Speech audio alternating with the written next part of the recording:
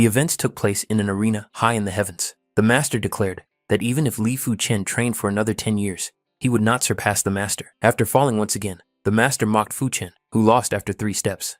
A year had passed, and Li Yun Hee had defeated Li Fu Chen for the 7th time. The main character began to rise again, listening to the mockery of his peers.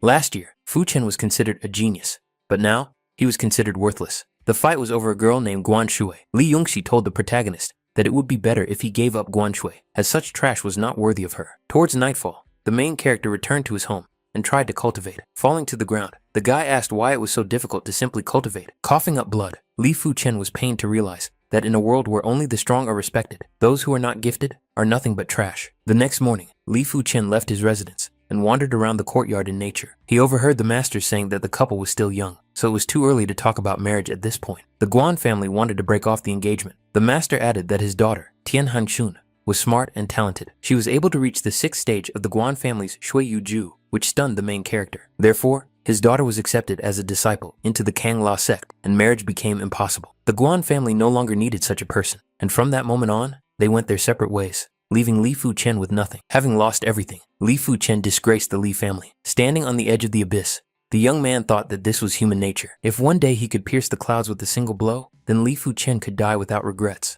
As he was about to leave the edge of the cliff, he turned around and noticed that the clouds were beginning to disperse. As soon as the main character turned around again, a ray of sunlight shot into Li Fu Chen's face.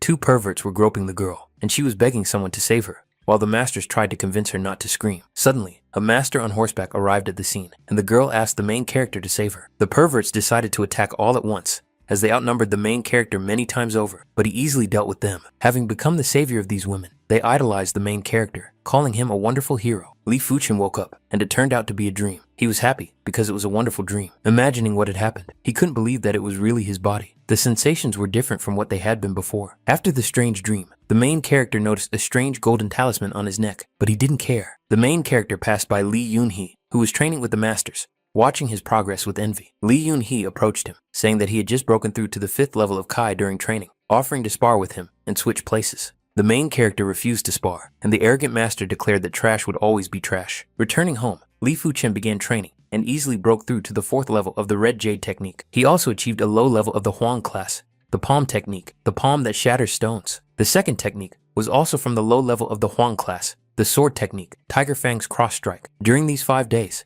the protagonist was able to develop greatly. Now, he will show the entire city of Cloud Mist that it is not worth messing with the Li family. Based on his current learning abilities, he didn't know if the guy would be able to quickly learn to wield a mid-level sword. Armed with his sword and techniques, the protagonist proceeded to the nearest tree. He began to swing his blade, cutting through the foliage in his path, each time cutting it into even smaller pieces. Li Fu Chen had to make the sword become one with the wind, make the ki unite with the wind. 10 days later, the protagonist's progress had improved significantly, but speed would not interfere with his success in sword technique. Li Fu Chen walked across the training ground again, where Li Yun Hee continued to train. Li Yun Hee offered to spar with him again, but the protagonist said he was no match for him. The guy started to smirk, saying that it was indeed the funniest joke, but Li Fu Chen interrupted him. The main character asked him if Li Yun Hee was sure he wanted to mess with him. The arrogant master told him to stop talking nonsense and draw his sword. Li Yun Hee said that Fu Chen would be perfect for practicing his new technique, the art of the Zhushang sword. The master began to swing his sword, but his attacks proved useless. The main character clearly saw all the flaws in his technique. Due to Fu Chen's lightness of movement, Yun Hee lost his excessive confidence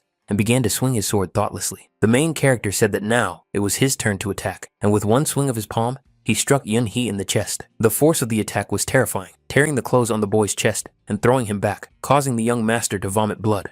The battle did not go unnoticed by spectators, and soon everyone learned of Fu Chen's success in battle. Before the end of the duel, the main character said that Yun Hee had never been his equal, asking the young man to take care of himself. When Li Fu Chen returned to his residence, the Li family was delighted, everyone proclaiming that he had regained his talent. Towards evening, the hero was able to reach a new level of Red Jade technique, being at the 4th level. But as soon as he concentrated his strength, the guy made a breakthrough, raising his technique to the 5th level. Next, he decided to complete the art of the Shaoshang sword, which the main character managed to do in 9 days.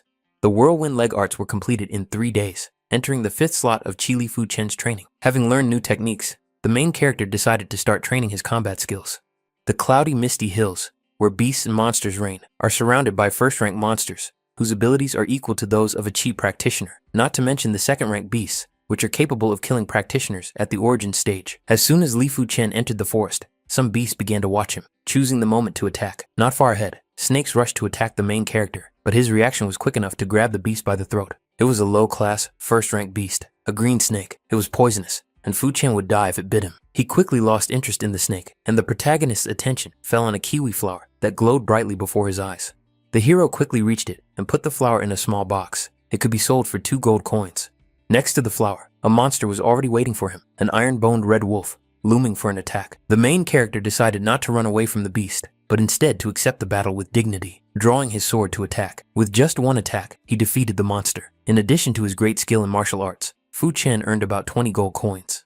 The main character came to the market and heard a girl complaining about the increase in the price of a bracelet over the month. The guy recognized her as Xiao Dai, who had always supported him. Fu Chen approached the stall and wanted to find out what was going on. Xiao Dai didn't want to tell the truth, saying that nothing special had happened. The main character understood what had happened, took out a bunch of gold coins, and paid the merchant, telling the girl not to worry about it. The delighted girl promised Fu Chen that she would repay him in kind when the opportunity arose.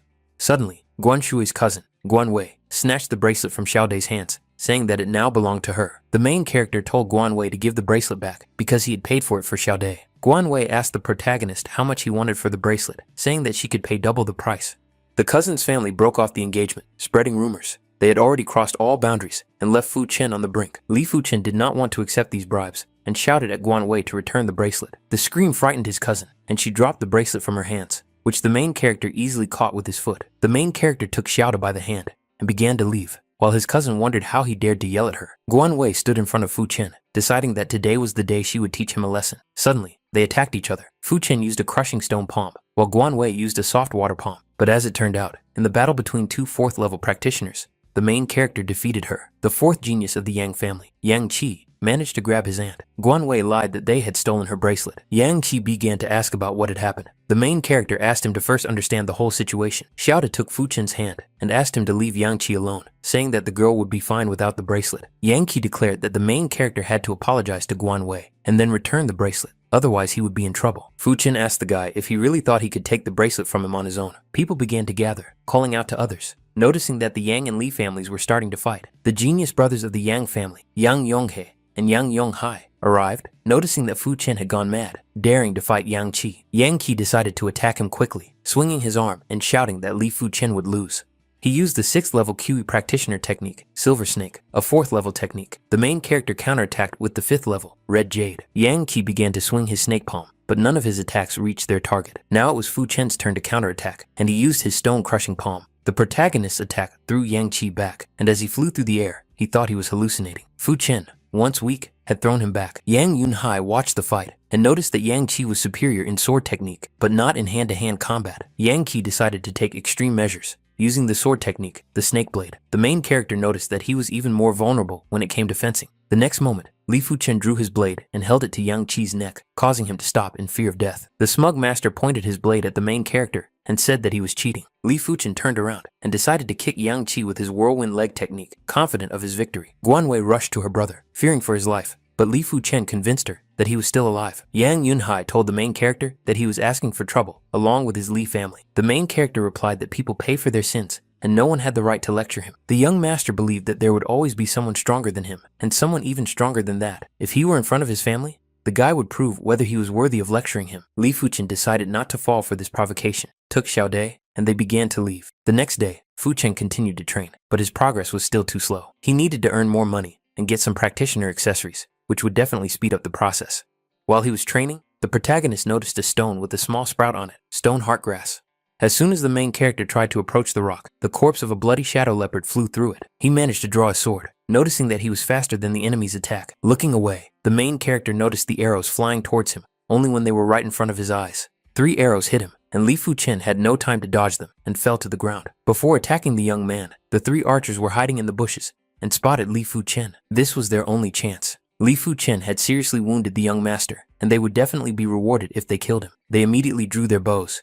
Fortunately, the main character had enough reaction speed to avoid being wounded by the arrows. If he had hesitated for another second, he would have been dead. He noticed the archers. These people were not simple. Fu Chen had to strike first and kill at least one of them. The next thing the archers noticed was that the main character was standing in front of them, his hand on the hilt of his sword. With a single swing of his sword, Li Fu Chen managed to kill one of the archers who had attacked him. The bald warrior immediately attacked him, striking the ground with his weapon, but the main character jumped back. With his second attack, the archer attacked with a triple slash, and Li Fu Chen realized that he was one of the Yang family. The main character began to slide along the ground, dodging the triple slash of the Yang family members. Sliding forward, the main character took advantage of the opportunity and cut the warrior's leg. The archer couldn't believe it. The highest level he could achieve was the 5th level of Qi, like him, and no one at the 8th level of Qi could defeat him. The bald master wanted to send him to hell, starting to swing his sword around him with crazy wind blades. As soon as he opened his eyes, the warrior noticed that his second ally had been killed by Li Fu Chen. Before he could comprehend what had happened, the protagonist seized the moment and killed the last archer. There was another master in the bushes who couldn't believe that Li Fu Chen was a true genius. But, be that as it may, he had already gotten what he wanted, so it was time to leave. As soon as the master dropped to the ground, the main character asked him if he could still escape. Already on edge, the warrior asked in return if Fu Chen could stop him. Thanks to the red jade blade technique, the main character easily defeated the master. The man gave Fu Chen a blue crystal ring. They would be happy to see him again next time. A little fame, and the attitude of people who looked down on him had now completely changed. Guan Xue's brother, Guan Peng, a 6th level Qi practitioner with a 2-star style, stood in the protagonist's way and asked him to go with him. He didn't understand why, but Guan Peng added that he had contacted his sister, and that was a compelling reason. The main character added that he should know what kind of person his sister was. Peng asked him to stop talking, asking if he really wanted to embarrass himself in front of everyone else. Representatives of the 4 major families were starting another quarrel. Last time it was Yunxi, this time it was Guan Peng. It was an uneven battle. Guan Peng had a 2-star skeleton and could reach the origin stage. The main character was confident, saying that the Guan family was deceiving themselves, calling it shameless. Guan Peng could no longer tolerate these insults, so he decided to attack with a flurry of palm strikes. Li Fu Chen soared into the air and began to counterattack with a flurry of kicks. Guan Peng's palm technique, smooth water, collided with Li Fu Chen's leg technique, the whirlwind strike. The flurry of attacks ended, and the protagonist jumped back, surprising the audience that he was able to block all the blows. Li Fu Chen was confident, calling his 2-star skeleton element useless. The masters clashed again in attack, the final stage of the smooth water palm technique, Jiao Shui Mian Mian, and the final stage of the whirlwind leg technique, Feng Yuan Qian Yuan. Guan Peng realized that he couldn't attack the main character, so he switched to defense. Guan Peng had to resort to critical measures and draw his blade. Fu Chen was able to easily jump back. The young master decided to go on the offensive again, lunging with his blades and telling Fu Chen to die. The main character drew his sword in response and swung it to counter Guan Peng's attack. He raised his sword above his head and swung it again, aiming at Guan Peng to attack. Guan Peng fell to his knees from the impact of the swords clashing, barely blocking the blow. Yan Wu, the city lord of the Shen Tu family, Shen Tu Liang, asked Fu Chen to show mercy and be compassionate. The city lord added that it was only a contest of strength. There was no need to go so far, and it would be better for him to apologize to Guan Peng. The protagonist was surprised by such insolence and said that he had no intention of doing so. Shen Tu Liang's expression quickly changed, and he asked Fu Chen if he would apologize out of respect for him. The protagonist revealed that it was not a matter of respect, but that he was not worthy of his apology, and he was a busy man. The city lord was surprised that he called the 2-star skeleton weak. Fu Chen was definitely strong now, but in the future, he would not be his equal. With the purchase of new items, the protagonist's progress doubled, and now he needed to take stone heartgrass to strengthen his bones. 3 days later, Fu Chen realized that with his development, first-rank beasts would die from a single blow, so it was time for the genius tournament. He heard the man negotiating something, saying that his Fu Chen was born with a normal bone structure, but despite this, he learned quickly. Only one person could enter the strengthening pool, which opened once every 2 years. The practitioners there could reach the top 3 in the tournament. The man replied that the owner of a normal bone skeleton had no future. For example, his son Li Yun Hee had a double bone skeleton, which was more suitable for entering the strengthening pool. If they only looked at the bone skeleton, then Kang Lao would choose her students based on the skeleton, and then the tournament would be useless. The elders continued to argue about Li Yun Hee and Li Fu Chen, who should enter the pool. The main character personally entered the palace and asked the elders to allow Li Yun Hee to enter the strengthening pool. The elder, who was fiercely rooting for Fu Chen, was surprised by this nonsense and immediately demanded an explanation. First, the main character stated that Li Yun Hee was the best candidate, and he did not want the Li family to take any risks. He was also confident that even without the strengthening pool, he would be able to enter the top 5 in the tournament and join the Kang La sect. The elder could not go against his determination, so he agreed to the young man's decision. A little later, the main character went into the forest to train, enveloping himself in an aura. He stood in front of a huge boulder. With one swift movement, he took a step forward and lifted the entire stone above his head. It was said that the strengthening pool could increase physical strength, but he was not so weak either. Fu Chen spent the whole day training, and towards evening he switched to meditation. Trying his best, gems appeared around him, signifying a breakthrough to the 6th level of the red jade technique. To test his increased strength, the protagonist waited until morning and went outside, taking a small stone in his hands. He was able to easily crush the stone into pieces. The explosive power of Qi increased 3 times higher than the 5th level. The time had finally come. Now he could obtain the high-level yellow class of sword technique. Fu Chen went to the library and said he wanted to learn the red jade sword technique. The elder replied that, as a rule, high-level martial arts require too much effort, and only those who have reached the 7th level of Qi practice or higher study them. The young man insisted that the tournament was coming soon, and he wanted to learn it so he could understand more about swords. Nevertheless, the elder handed him the book, as he was the smartest of them all, hoping that it would help the young genius. At that time, Li Yun had already managed to lift a stone weighing 750 pounds. Li Fu Chen was passing by at that moment, and the master, as usual, offered him a fight, thinking that perhaps he could withstand a few of his blows. The main character said that the tournament was approaching, and his chance would come. Due to his strengthening, the young master was no longer afraid of Fu Chen. Since Li Fu Chen refused the opportunity to enter the strengthening pool, he had no chance. A few days later, the disciples from other major families returned. Guan Peng, Shen Tu Yue Li, Shen Tu Liang Li, Yang Hao, and Yang Kai each tried to lift the stone and achieved different results. Soon, his father entered the room and wanted to give Fu Chen a scarlet snow pill, surprising the young master. These snow pills cost thousands of gold coins, which he thought was too much for him. His father told him that he had missed the opportunity to enter the strengthening pool, so this could be considered compensation. Even if he had to use all his fortune, he wished the protagonist success. Fu Chen asked his father not to worry. He would definitely become one of the Kang La sect. After taking the pill, the main character began to train and meditated continuously for 2 hours.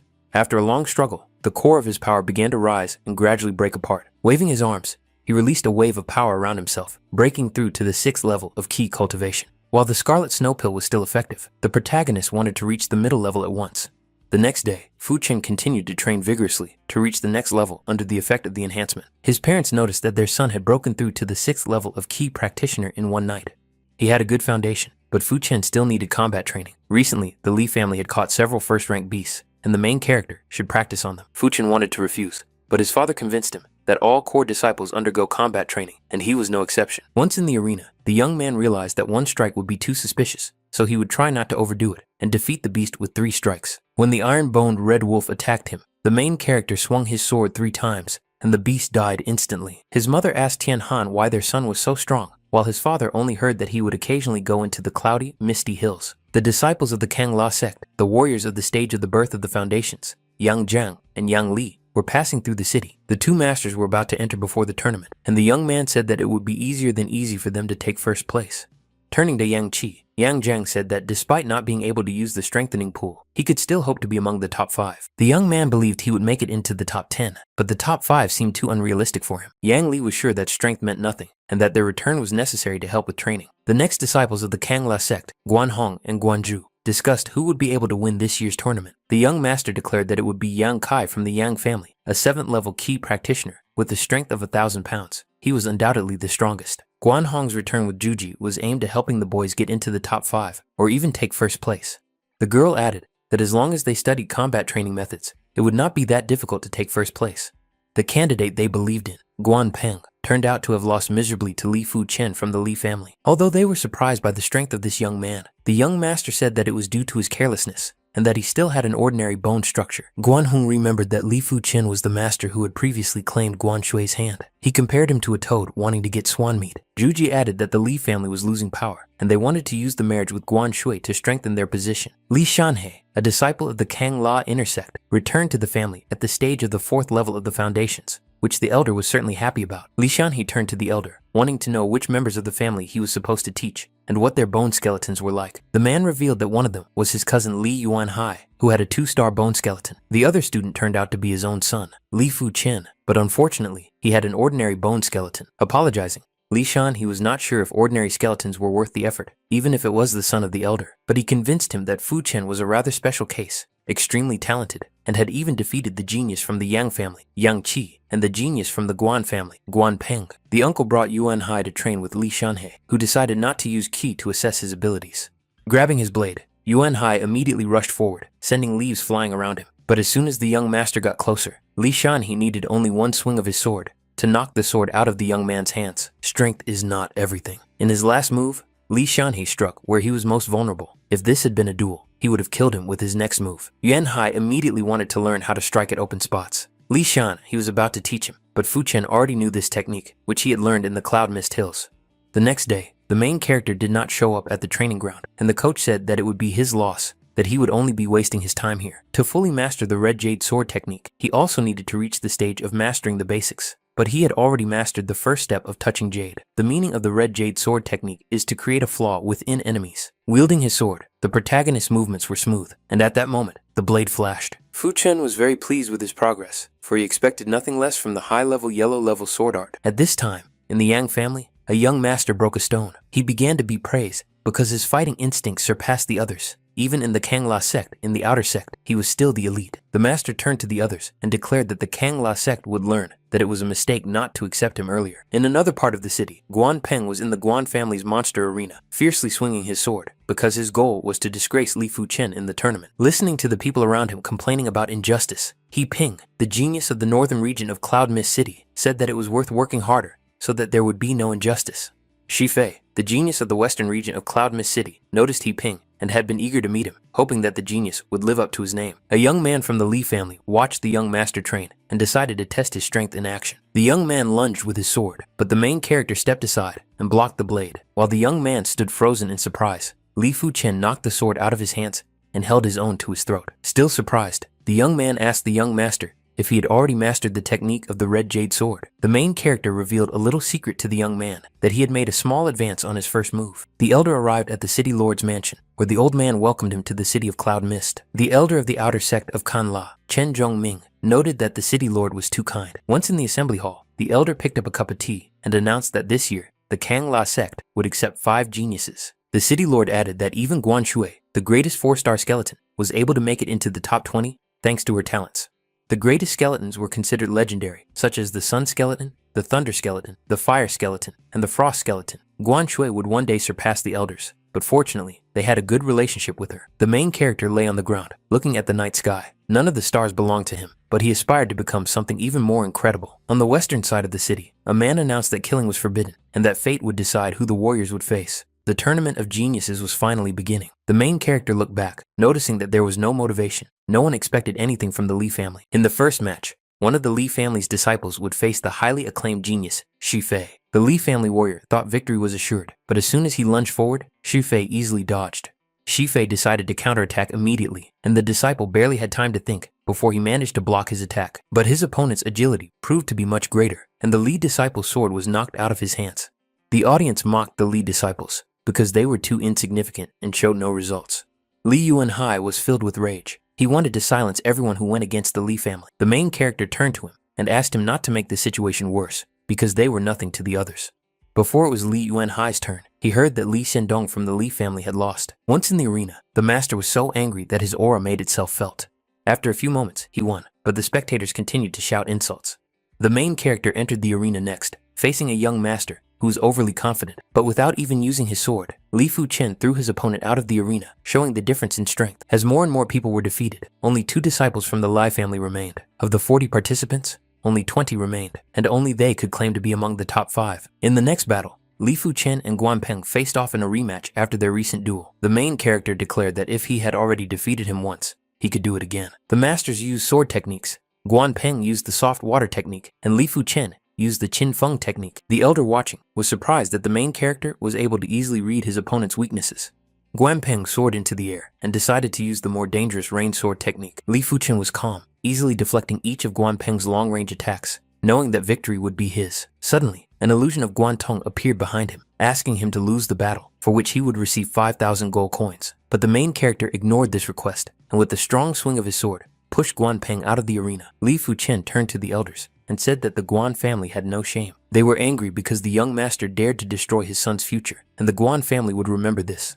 Soon, Shi Fei entered the ring against Li Fu Chen. He declared that Li Fu Chen was strong and had even managed to win 2 consecutive victories, but that it would end there. Shi Fei rushed forward, saying that the protagonist would pay for his arrogance. He unleashed 36 quick cuts from the Sheng family against the 5th level of Red Jade Technique and Whirlwind Sword Art. Blocking the genius's attacks, Li Fu Chen immediately counterattacked with a Jade Lunge. Such nimble strikes stunned Shi Fei, even knocking the sword out of his hands. But he did not give up. Left without his blade, Shi Fei jumped into the air and decided to use martial arts.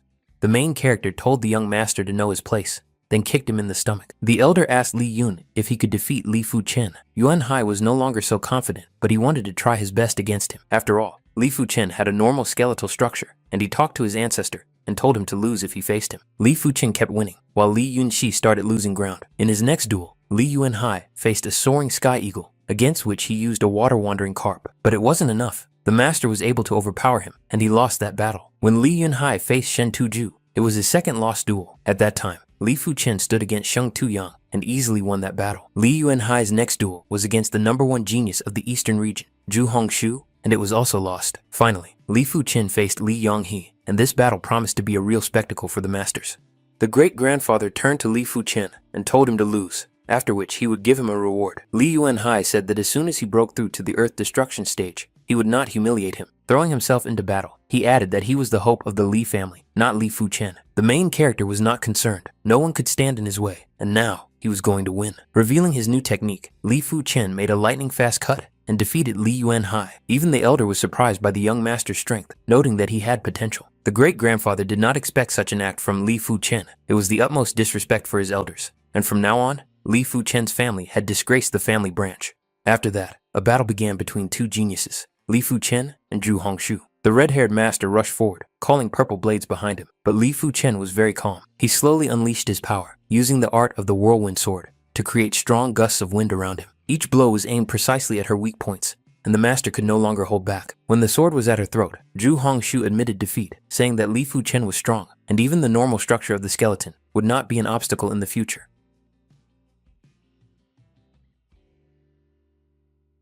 Li Yun Hee had another duel, fighting against Yang Kai, and even this time he lost. The young master blamed Li Fu Chen for not being able to make it into the top 5 of the tournament. The main character replied that only trash blamed others, and then he left. Only Yang Kai, Shen Tuju, Xi Ping, Zhu Hongshu, Guan Hao, and Li Fu Chen remained in the game. The next duel was against Guan Hao. Guan Hao asked for a chance to restore his friendship with the Guan family. Holding his sword forward, the main character declared that he would get it himself, for the things he craved.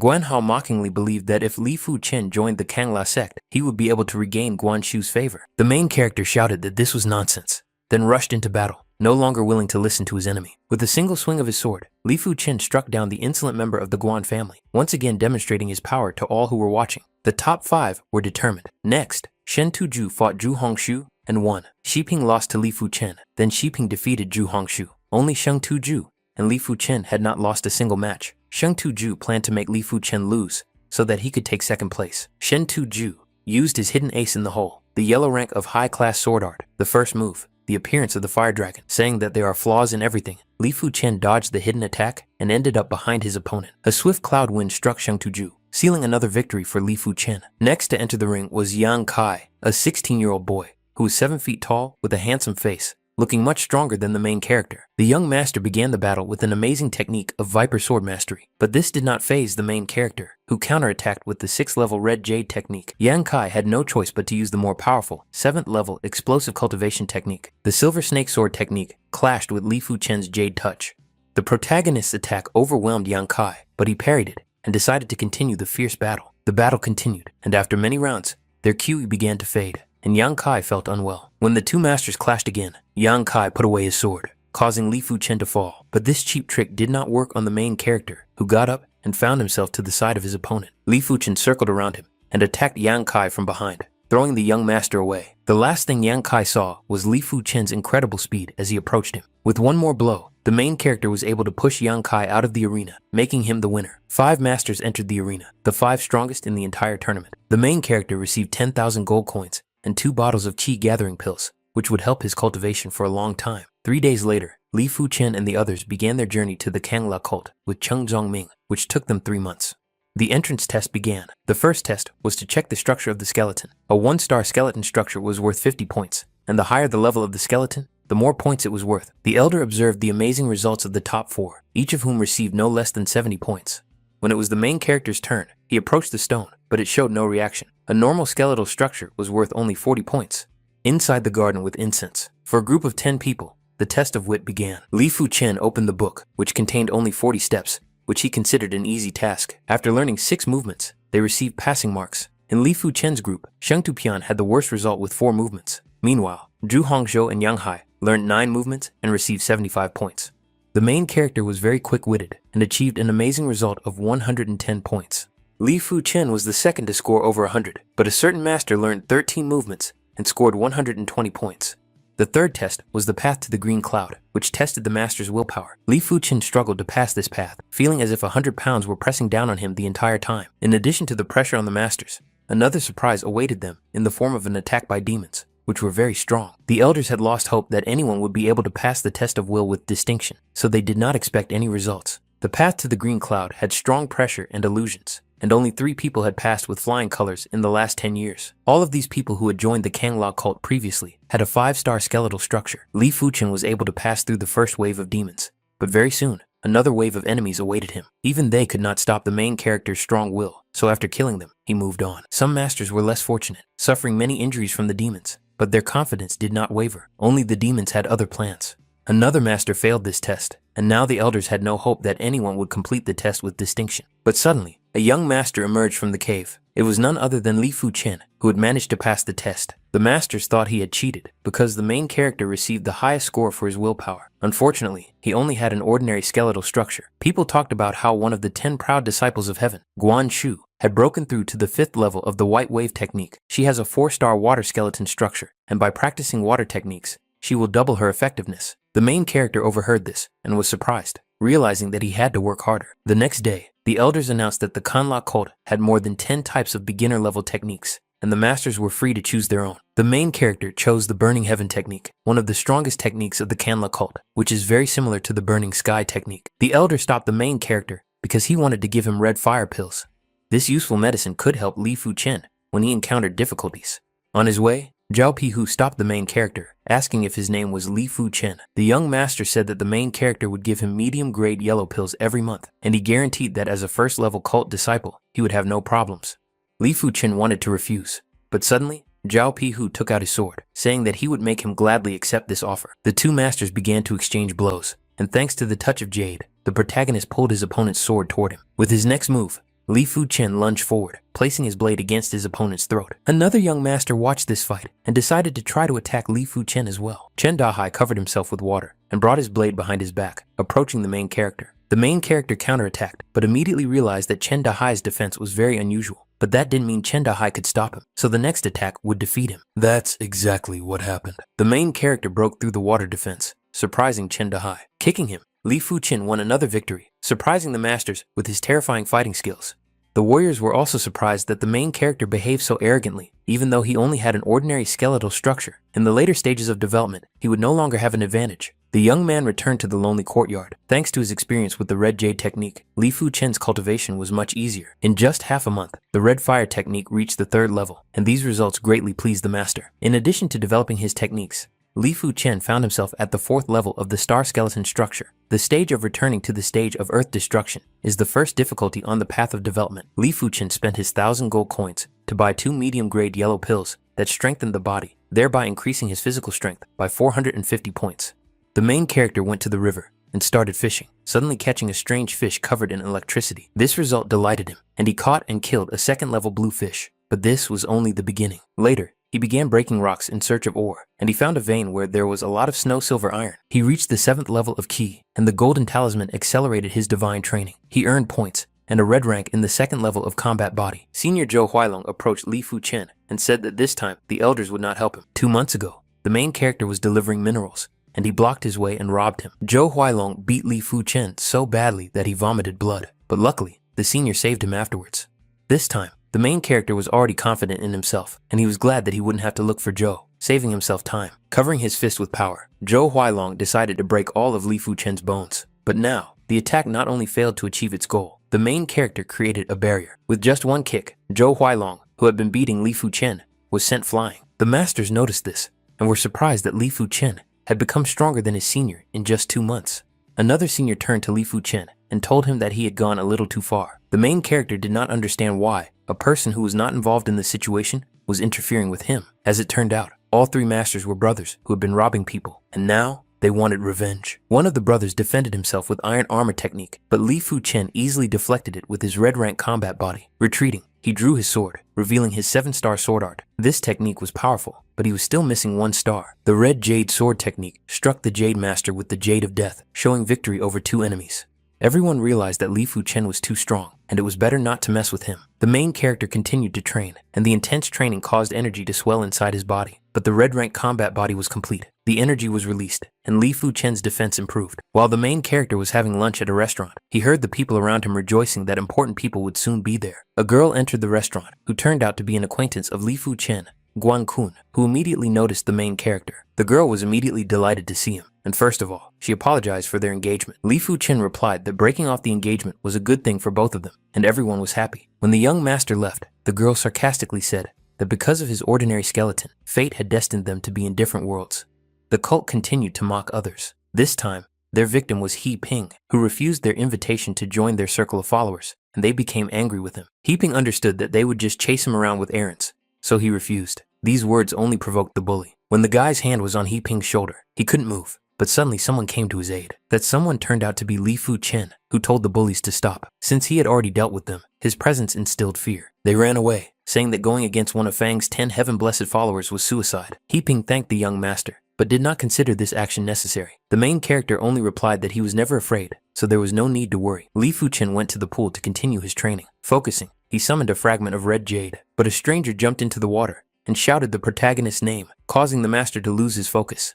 The stranger introduced himself as a disciple of Fang, ranked 272nd in strength, named Nie Ming, and he had come to fight Li Fu Chen. Without further ado, Nie Ming attacked, but his blow missed its target and only rippled the water around it. The main character counterattacked from behind, and Nie Ming managed to turn around and block the stone palm. The blow created a huge splash of water, and Li Fu Chen took advantage of this and used the water balls as projectiles. Nie Ming had to take out his blade, and with one precise swing, he cut through the water balls.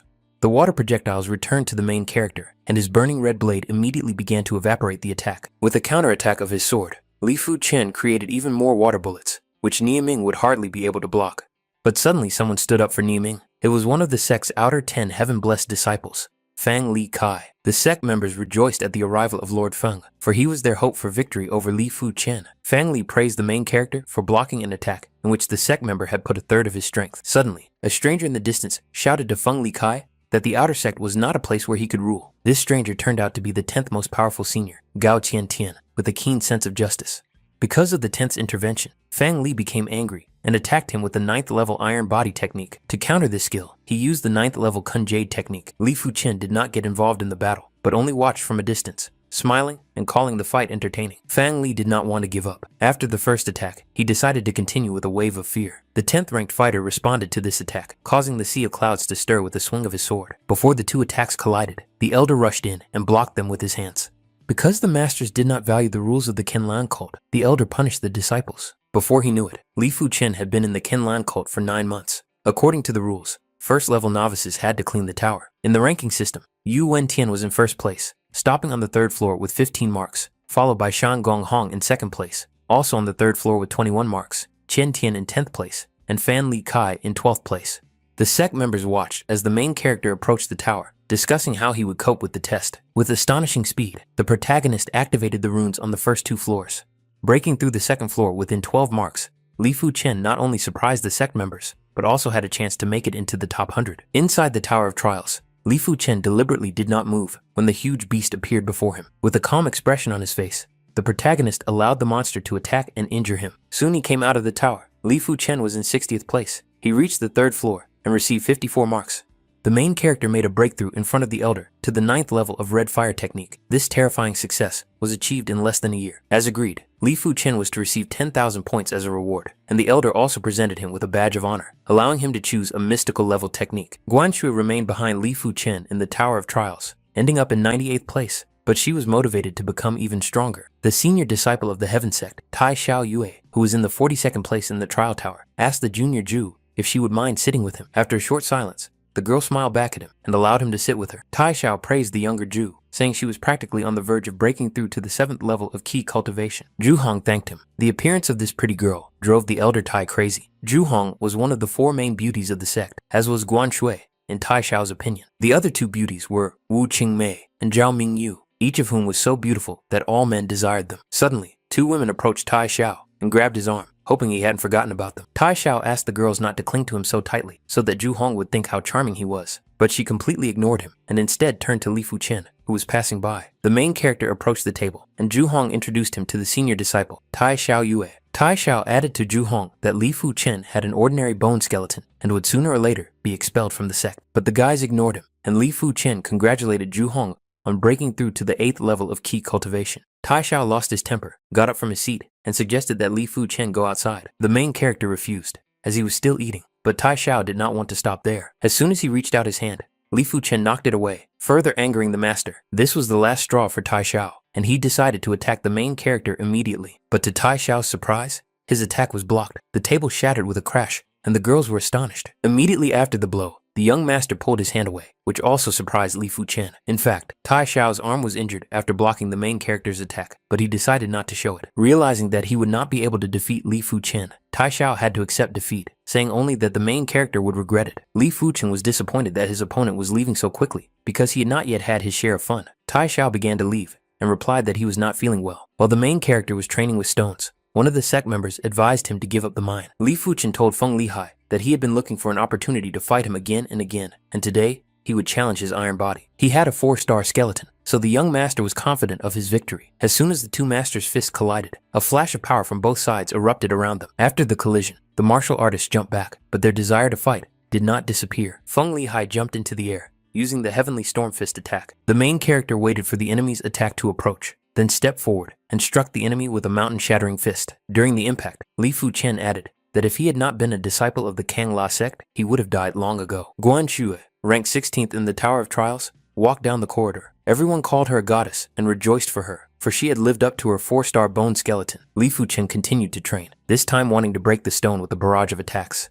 Zhu Hong watched him, surprised that he could already release pure Qi. Li Fu Chen's strength was increasing at a shocking rate. Noticing the girl, Li Fu Chen revealed that he was pursuing the pinnacle of martial arts, and he also asked if Tai Xiao was still bothering her. Zhu Hong admitted that she hadn't seen him in a long time, but she felt that he would soon start causing problems for the main character. Suddenly, as soon as they remembered this master, his voice rang out from afar, calling Li Fu Chen. A sly smile lit up the protagonist's face, and he happily said that Tai Xiao had arrived just in time. Li Fu Chen happily came to meet Tai Xiao, and the nearby cultists assumed that Li Fu Chen himself had started the fight, this time with the elder Tai Xiao. The senior sect member turned to Guan Xue and said that her former fiancé really liked to get into trouble. Guan Xue's expression changed dramatically, and she said that she had nothing to do with Li Fu Chen. The main character decided to make a deal with Tai Xiao before the fight, thereby misleading him. Guan Xue wanted to leave, saying that arrogant people had no future, but the elder thought that a miracle would happen. Tai Xiao decided not to listen to the main character, telling Li Fu Chen not to get cocky and immediately rushing into battle. The young master did not react to Tai Xiao's hasty decision. He just waited for him to approach. When he was close,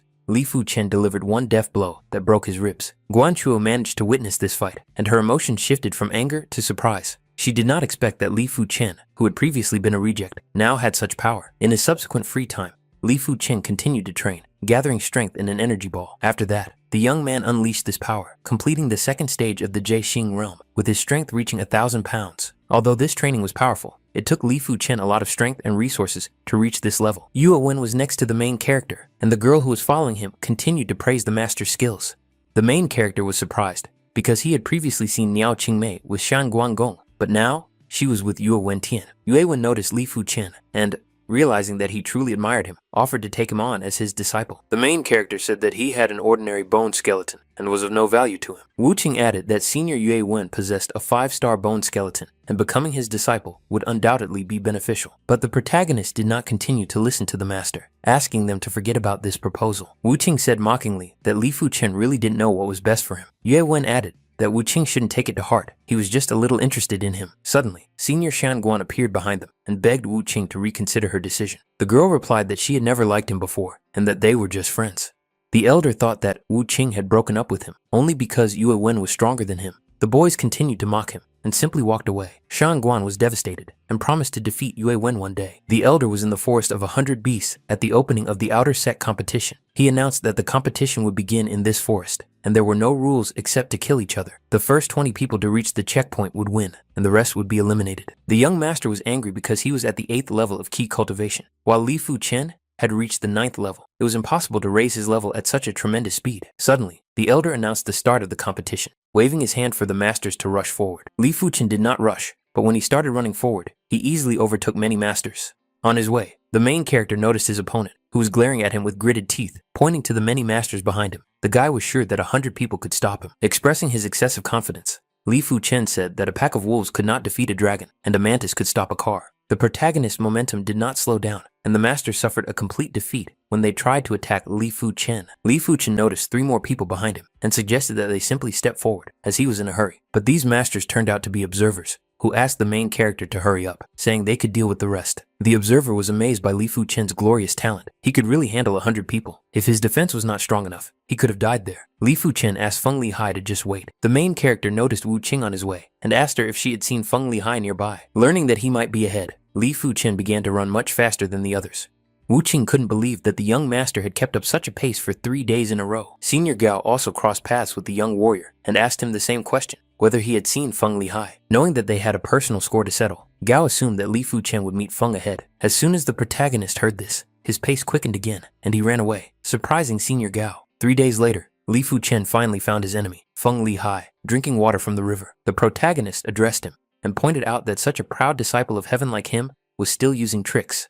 Feng Li Hai smiled and said that he had not broken any rules while participating in the tournament. The main character wondered how Feng Li Hai would be able to make it into the top 20 if he was seriously injured. Feng Li Hai immediately rushed into battle and said that his strength was no longer what it had been 6 months ago. But as soon as the proud master approached, the main character delivered such a powerful blow that it sent his enemy flying across the river. Li Fu Chen confirmed that he had changed a little, and for Feng Li Hai's ingratitude, he would receive a good lesson. Feng Li Hai did not want to simply give up. He got up from the ground and rushed forward to kill his enemy. On the verge of clashing with the enemy, the main character declared that his enemy was just a weakling. Suddenly, someone burst into the fight and struck Li Fu Chen, sending him into a tree at incredible speed. Feng Li Hai suddenly noticed the man who had appeared, who turned out to be the young master's uncle. With blood on his face, the main character got up and sarcastically declared that another helper had arrived. Covering his hand with a jade aura, Li Fu Chen called Feng Li Hai a shameless man. But suddenly another person appeared, and the elder turned to Feng Da He, frightening the uncle. Elder Chu became angry and asked Feng Da He a single question. What was he trying to do? The uncle immediately bowed and told the elder that he had just decided to joke around a little. Q immediately ordered him to leave slowly, after which he was to admit his mistake to Elder Xiao. Elder Chu told the main character to continue, for which he thanked his grandfather. Feng Li Hai wanted to know what would happen to his uncle. Feng Da He replied that his father was the city lord, so he would not be severely punished. Before leaving, Feng Da He gave his nephew a healing pill. The first to arrive at the end was the joyful #1 disciple of the outer sect with a 5-star skeleton, Yue Wen Tian. The sect members began to worship this disciple, who truly lived up to his genetics. But then, they suddenly noticed a second person. Suddenly, a second master followed him, who turned out to be the main character, whom the sect members clearly did not expect to see. 3 days later, the ranking tournament began. Rumors were circulating. Some had heard that the competition in the outer sect was becoming more intense this season because such talented disciples had arrived compared to the previous generation. This was obvious, although Yue Wen Tian had a 5-star bone skeleton. During the last competition, there were talents such as the senior Ba Jian. The first to arrive was the pride of the inner sect, senior Yunjian Liu Qian He, who had reached the 3rd stage of foundation establishment in 2 years as an inner sect disciple. Senior Mei Jian also arrived. She is now at the 5th stage of the foundation stage. It so happened that she was interested in the competition of the outer sect disciple. The third participant was the highly respected internal disciple #1, the pride of the heavens, Ba Jian Yi Wu Huang. Each disciple was given a ballot, and the competition began based on the ballot number. The senior master was the first to enter the arena, and she had no intention of giving in to her enemy. The enemy turned out to be Guan Xue, and she did not need anyone to be lenient with her. The senior immediately attacked. Yellow class, maximum level of a frenzied storm of quick strikes. Guan Xue blocked the attack with the same yellow class, maximum level, the art of the plum blossom sword. The main character noticed that Niao Qingmei's level and skills were slightly higher, but Guan Xue's physical attributes were stronger than hers. Apparently, Li Fu Chen predicted that Guan Xue would win this duel. The main character was completely right, because in the next moment, Niao Qingmei's sword flew out of her hands. The elder Mei Jian was amazed by the impressive art of the sword of the blossoming Silva. Guan Xue will be a worthy opponent in the future. The frenzied storm of quick strikes was good, but unfortunately, she was unable to master it quickly enough. After that, Shan Guanhong also achieved victory. The granddaughter of the great elder, Zhao Ming Yue, defeated Feng Li Hai. Yu Wentian also defeated his opponent. Gao Zhangtian defeated Feng Xiaoyu. Li Fu Chen used his exceptional sword skills to defeat his opponent. Thus, the 10 strongest fighters were selected. The young master watched Li Fu Chen from the crowd and wondered if he could ever reach Li Fu Chen's level. The main character fought Zhao Ming Yue, their blades clashing every second, making a loud sound. The elder noticed that Li Fu Chen's talent was too frightening. He had trained his middle-rank yellow-class sword art to such a level that he was clearly the second sword maniac. Zhao Mingyu attacked the main character again, but each of her attacks missed. Li Fu Chen said that Zhao Mingyu's skill was powerful, but she didn't have enough strength since she had just joined the sect. The girl eagerly awaited his final battle, where he would face Yu Wentian. When the time for the most anticipated duel arrived, Yu Wentian allowed the main character to strike first. Feng Lihai declared that such a disgraceful person would not be able to withstand even one blow. Li Fu Chen decided to accept Yu Wentian's offer, climbed into the arena, and his opponent was already waiting for the right strike. The two masters collided, and their clash was so powerful that almost the entire arena collapsed. The sect members were surprised that Li Fu Chen had withstood it, each of them wondering how many blows the main character could withstand. Yu Wentian decided to accept the challenge for a serious fight, calling upon the art of the golden snake sword against the art of the red fire sword. As soon as the techniques collided, the two swords broke into pieces. Yu Wentian immediately wondered how Li Fu Chen dared to hide his skills from him, but for the main character, this was nothing special, because he said the same thing about Yu Wentian. Both of their skills had reached the 8th stage, but Li Fu Chen's sword art was more complex. The elders threw 2 new swords to the masters to continue the duel, but Yu Wentian was not going to let Li Fu Chen take him. While the swords were flying, Yu Wentian and Li Fu Chen began to fight with their fists, raising such high curtains of smoke that it was almost impossible to see the duel. The fist fight proved unsuccessful for Yu Wentian, as the young master was able to overpower him. Realizing he had no other choice, the young gentleman decided to reach for the flying blade. Li Fu Chen noticed this, so he decided to respond in kind, grabbing his own blade. The masters clashed about 398 times, but it seemed that neither was willing to back down. Li Fu Chen was also wounded, as was his opponent, but neither his ardor nor his temper weakened. But suddenly, in addition to the usual strikes, the main character used the technique of a smoldering, fiery vortex stream. Such a powerful attack caused the young master to fall and envelop his body in bright flames. Yu Wentian called him a scoundrel, saying that if only he had a sword in his hand, he would not have been able to defeat him. Li Fu Chen won the duel and declared that he would defeat Yu Wentian no matter how many times he challenged him. Even after the duel, Yu Wentian was not too discouraged, for he was still in first place. The girl said that after such achievements, since Yu Wentian was older in the Tower of Trials, she thought that Li Fu Chen would never achieve this. The main character didn't care about the rankings and continued to train. Zhu Hong noticed Li Fu Chen and pointed out that his achievements in the trial tower had been surpassed by Yu Wentian. The main character had expected this and only asked about his achievements. He was on the 8th set, but the guy wasn't surprised by this result at all. Zhu Hong did not understand why there was no surprise on his face, and after that, the main character suggested that she go to the trial tower for a short time. Towards evening, Li Fu Chen collected 6 sets in the trial tower and became a legend of the outer sect. Yu Wentian trained until he was exhausted, consumed by anger that Li Fu Chen dared to surpass him. Time passed, and Shang Guanhong, Zhao Mingyue, and the others, except for Li Fu Chen, reached the Origin Realm stage at the same time. Guan Xue broke through the Origin stage, and all of the top 10 Heavenly Pride disciples made a breakthrough, with only the senior Li Fu Chen still not having made a breakthrough. The sect members understood that because of his ordinary bone structure, it would take him 2 years before there was any hope of a breakthrough. When the sect members left, Li Fu Chen continued fishing and finally caught his prey. He had finally gathered enough materials, and it was time for him to make a breakthrough to the Origin stage. As soon as the young master returned to his residence, he began the ritual, and after such a long time, it was time to release all the accumulated energy inside his body, reaching the first stage of the Origin Realm. In the hall of the outer sect disciples, the protagonist approached Elder Song. The elder himself was surprised to see this disciple, who had finally made a breakthrough. But that wasn't the only news that shocked the elder. Li Fu Chen planned to apply for the inner disciple exam. Without asking any questions, the elder was still full of surprise, but he handed the main character the necessary item. On White Jade Avenue, the sect members discussed the achievements of Yu Wentian, who was part of the Proud Heavens, the sphere of origin of the 2nd stage, and the victorious 3rd elder, but he lost to Li Fu Chen. Based on Li Fu Chen's bone skeleton, it was estimated that it would take him another 2 years to make a breakthrough. At the moment, even if he tried his best, he would not be able to catch up with him. Suddenly, the sect members noticed Li Fu Chen, who they had just been talking about, and the fact that he was here meant that the young master had made a breakthrough. While the other masters were working in a disciplined environment, rumors spread that Li Fu Chen had broken through to the realm of origin. The young master heard this and became angry. At first, he wanted to make up for lost time, but the main character continued to move further and further away. The main character took the exam to test the strength of the inner sect disciples. Li Fu Chen was already standing in the arena, waiting for the beast. A special 2nd-rank monster, a weak flying beast, an iron-winged bird, was set against him. But as soon as the beast approached the main character, it was cut into small pieces.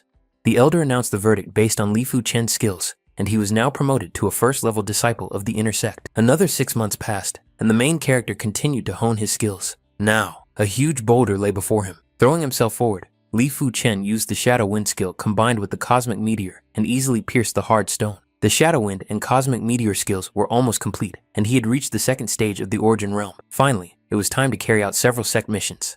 The first task was to kill Li Yun Hee, a wanted criminal who had reached the fourth stage of the origin realm. The city of Blackwater gathered an army in the Forest of the Lost, and the guards did not understand why the city lord was making such a fuss over a small matter that he needed 7 men to kill 1 criminal. The leader explained that Li Yun Hee had raped and killed Wang Fusheng's precious daughter, but the conversation did not last long. As the army advanced, one of the guardsmen was killed by an arrow. Before he could even turn around, all of his allies fell before the commander, and the last arrow was approaching him. The commander managed to raise his shield in the last seconds to deflect such a powerful shot, but such a shield took a lot of his strength, and even though it blocked the shot, it wounded the commander. The man realized that Li Yun Hee had attacked them, and he nervously awaited his next attack. When he was behind him, the commander noticed this and blocked the attack, but the man's injuries weakened him. The commander was thrown back, and he realized that Li Yun Hee had broken through to the 5th stage of origin. With a smile on his face, the criminal asked the commander to be obedient and just die. But the man was sure that even if he died, the bandit would not escape. This turned out to be true, as Li Fu Chen appeared behind him. Saying that Li Yun Hee had no chance of escape, the main character revealed that he was an inner disciple of the Kangla sect. Turning his hand crossbow, Li Yun Hee was confident of his victory, for Li Fu Chen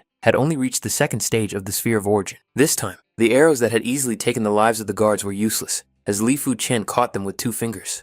Redirecting the arrow, the main character threw it back, but now it had even greater power. The arrow reached the enemy so quickly that even a raised shield could not block it. Li Fu Chen began to approach Li Yun Hee closer and closer, while he shouted at him that the young master was a monster. With his last ounce of strength, the criminal decided to retreat, because he understood that even several lives would not be enough to fight such guys. The main character decided to stop chasing Li Yun Hee and kill him with his new cosmic meteor ability, tearing his opponent's body apart. After crushing another black wind thief at the entrance to the cave, the main character said that they had an amazing master. If his light step qigong skill wasn't high, he could have already died in battle. The enemies told Li Fu Chen not to be too cocky, deciding to gang up on him, but as soon as they approached the main character, he killed a number of fighters with a single swing. Later, the young master found the cage and opened it, telling the people to leave, because now they were free. To the main character's surprise, inside the cage was a group of girls who were naked. Li Fu Chen asked them to find some clothes to cover themselves with, giving each of them 1,000 gold coins. When the young master returned to the sect, he continued to train, facing a huge rock at which he aimed his sword. Throwing himself forward, Li Fu Chen swung his sword around him, breaking through the boulder. Suddenly, he heard a woman's voice behind him. The girl asked the main character if he had finished practicing the shadow wind and cosmic meteor skills.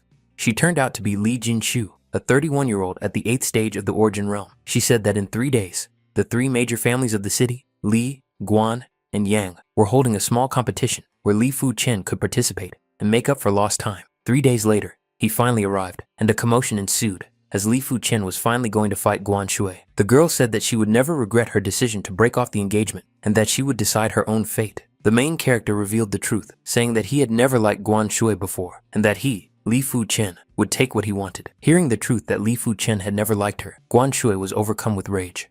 In a fit of rage, Guan Xue flew into the air and immediately attacked the main character with an icy blade in her hands. The main character counterattacked the mysterious aqua cataclysm with his snowy red jade flame. Guan Xue's sword flew out of her hands, and she had to retreat to retrieve the blade. The observers of the duel did not want to let Li Fu Chen defeat Guan Xue in battle. While the girl was trying to gather her strength, someone's shadow passed over her, looming directly over Li Fu Chen. It was Guan Yao at the 5th stage of the origin realm, who shouted that he was now the protagonist's opponent. Li Fu Chen decided to accept the new opponent, immediately clashing with him with blows. Li Fu Chen easily blocked Guan Yao's attack, forcing the second attacker to retreat. Guan Xue turned to Guan Yao and asked who had asked him to intervene in this duel. Admitting her mistake, the girl turned to the main character and acknowledged her defeat in this competition. Li Fu Chen was about to leave, but before doing so, he declared that from that moment on, they owed each other nothing. Guan Yao rushed forward again, saying that Guan Xue was impartial and had declared her defeat, but he had no intention of doing so. After a while, the protagonist beat Guan Yao. The 5th stage of the Sphere of Origin was eliminated from the game by Li Fu Chen. 13 months passed, and the main character came to the city of Animal Blood for a group mission, waiting for the beasts to start exploding. As it turned out, Niao Qingmei also took on this mission, surprising Li Fu Chen. The girl asked him if he really thought she was too weak for such tasks. In addition, 3 other young masters appeared, one of whom was very happy to see Li Fu Chen. Among them was Liao Hai Long, an inner disciple of the Proud Heaven sect at the 6th stage of the Origin Realm, who allowed him to join his team because he had appeared before the younger Niao. The main character turned around and apologized because he didn't like being given orders. Liao Hailong was furious. Such a presumptuous little useless guy, but he dared to act tough. Later, The two women wanted to know how Li Fu Chen could improve so quickly with an ordinary bone structure. The main character said that he just had a knack for learning, but the girls were also interested in whether he would join them to fight the beast together. 4 days later, the wave of beasts was finally approaching, and the warriors called all participants to be ready. There were a shocking number of beasts, and their abilities were also very strong. Li Fu Chen's attacks stunned the girls. He easily dealt with the monsters thanks to his red jade techniques. Suddenly, a huge monster attacked him, but Li Fu Chen jumped back, leaving only the monster's fist behind. Before him stood a monster, comparable in size to a rock. The power of this beast reaching the 4th rank. The girls said that 4th rank beasts were comparable to Heavenly Realm practitioners, and if they didn't retreat, they would all definitely die. Jai Wu Ji, a 7th stage Heavenly Realm practitioner, elder of the Jiao Wu intersect, and Jin's adopted son, appeared on the castle wall. With a wave of his hand, this amazing master caused the great monster to be covered in bright light. The main character retreated, and to his surprise, he saw the power of heavenly purification itself. Later, all the masters rushed to cut up the monster's corpses, hoping to find some kind of artifact. The main character's first find was a 2nd-rank demonic core, which was a very surprising discovery. But right after that, Li Fu Chen got even luckier, finding a high-quality 2nd-rank demonic core, which could fetch 200,000 gold coins. As soon as Liao Hailong learned of this luck, he approached Li Fu Chen and demanded the core from him as an apology. Niao Qingmei took Senior Gao by the hand, as he was afraid that the young master might get hurt. Without hesitation, Liao Hailong rushed into battle, using the lower-level mystical rank sword art, the art of the Thunder Meter. The main character had no intention of losing, counterattacking with a lower-level mystical rank sword technique, the art of the Meteor Sword. To everyone's surprise, Liao Hailong's attack failed to achieve its goal and was completely repelled. The girls were shocked by this spectacle. The younger Li was stronger than they had expected. Immediately after that, the two masters began exchanging dozens of blows, each time ending in a draw. But suddenly, Li Fu Chen jumped high into the air, stunning the elder Liao so much that he did not know how to parry the blow. The attack reached Liao Hailong and knocked his sword out of his hands, blood spurting from his shoulder. Holding his wound, Liao Hailong told Li Fu Chen that he would kill him one day. The main character did not fall for his verbal provocations. He just walked up to him and punched him in the face. The elder Liao couldn't believe what was happening and asked Li Fu Chen if the young master knew who he was. But Li Fu Chen didn't care. He hit the elder again, saying that he was too noisy. Suddenly, 2 more masters appeared and turned on the younger Li for daring to insult their lord. These masters, unknown to him, turned out to be much stronger than the main character had expected, as they were at the 9th stage of the Sphere of Origin. But the senior Chen came to the main character's defense, protecting him with the art of a myriad of blooming swords. Liao Hailong's mediators did not understand Senior Chen's intentions and immediately asked a direct question. The girl said that by attacking a disciple of the inner sect, Deacon could fear disciplinary action. One of the masters said that his family, the Liao family, was an ancient family in Kangla City, and he advised her not to harm herself. Another elder stood up for Li Fu Chen, asking how powerful the Liao family really was. Suddenly, an elder appeared behind them, asking what was going on. This frightened the soldiers. The girl immediately revealed the truth that the Liao family wanted to kill Li Fu Chen and oppress the elder Chen. The subjects immediately bowed and began to explain that they had no such intentions. But Zhao Wuji did not believe their lies, and he used his power to pin the soldiers to the ground. The warrior begged for mercy, repeating over and over that the Liao family would no longer dare to oppose the Kangla sect. Weakening his power, Zhao Wuji ordered them to return and receive punishment from the disciplinary hall. Liao Hailong watched all this and, with anger on his face, was sure that one day he would repay today's humiliation 100-fold. Soon, the 2 elders and Li Fu Chen found themselves in a restaurant of aromas and a huge table of food spread out before them. The main character treated the seniors to a meal as a token of gratitude, and the senior Chen was amazed by the delicious food. As soon as they left the restaurant, they were met by Uncle Liao Hailong, who immediately turned to Li Fu Chen. The young master immediately declared that the main character must cut off one of his hands. The elder Chen turned to Liao Tianjun, saying that Li Fu Chen was her friend, so she suggested that her uncle leave. The guy advised Chen Fanghua to stay out of this matter, otherwise she would regret it. The second elder warned her uncle that if he dared to attack the elder Chen, she would not hold back either. Liao Tianjun first said it was a joke, then added that Li Fu Chen planned to hide behind girls for the rest of his life. The main character reminded Liao Tianjun that he was 31 years old and asked him for just 1 year, during which they could resolve this issue on the stage of the Fengyun internal sect. The uncle immediately rejected this proposal, as there was no point in waiting so long. The elder called him a coward because he was at the 8th stage of the origin realm and did not dare to wait. But apart from the elders, the other sect members began to whisper about Liao Tianjun in a negative light. Turning around, the uncle declared that in a year's time, they would meet on the Fengyun stage, and he would force Li Fu Chen to spend the rest of his life in bed. The main character's self-confidence only grew, and with a smile on his face, he declared that he would use this proposal against him. In order to improve his sword skills, Li Fu Chen practiced 100 low-level yellow class sword techniques. And within 8 months, The young master had completely mastered the art of swordsmanship. The sword moved with the heart moved with the sword, and when the sword and the heart are one, you are invisible. Li Fu Chen was able to comprehend the true meaning of the art of the blade. The sect members congratulated Senior Yu Wen on his victory over Senior Tai Feng, who was at the 8th stage of the Origin Realm, but still posed no threat to Yu Wen. Yu Wen stated that Ti Feng was just a third-rate disciple, and it did not matter to him that he was 2 levels higher. Soon the conversation turned to the promise made a year ago between Li Fu Chen and Senior Liao Tianjun. Senior Liao Tianjun had already advanced to the 9th stage of the Origin Realm. Yu Wen said that Li Fu Chen was too confident, and he hoped that he would not lose so quickly on the Fengyun stage. Soon, it was time for the Fengyun stage, and the year-long promise was finally fulfilled, with Junior Wang and Lin He fighting in front of them. Finally, it was Li Fu Chen and Li Tianjun's turn to clash in the arena. The sect members heard that Li Fu Chen had broken through to the 6th stage of the Origin Realm, which surprised them, because his cultivation speed was faster than that of a 4-star bone skeleton. Yu Wen doubted that Li Fu Chen could take even 100 steps, to which a nearby sect member added that he would be able to take a maximum of 10 steps.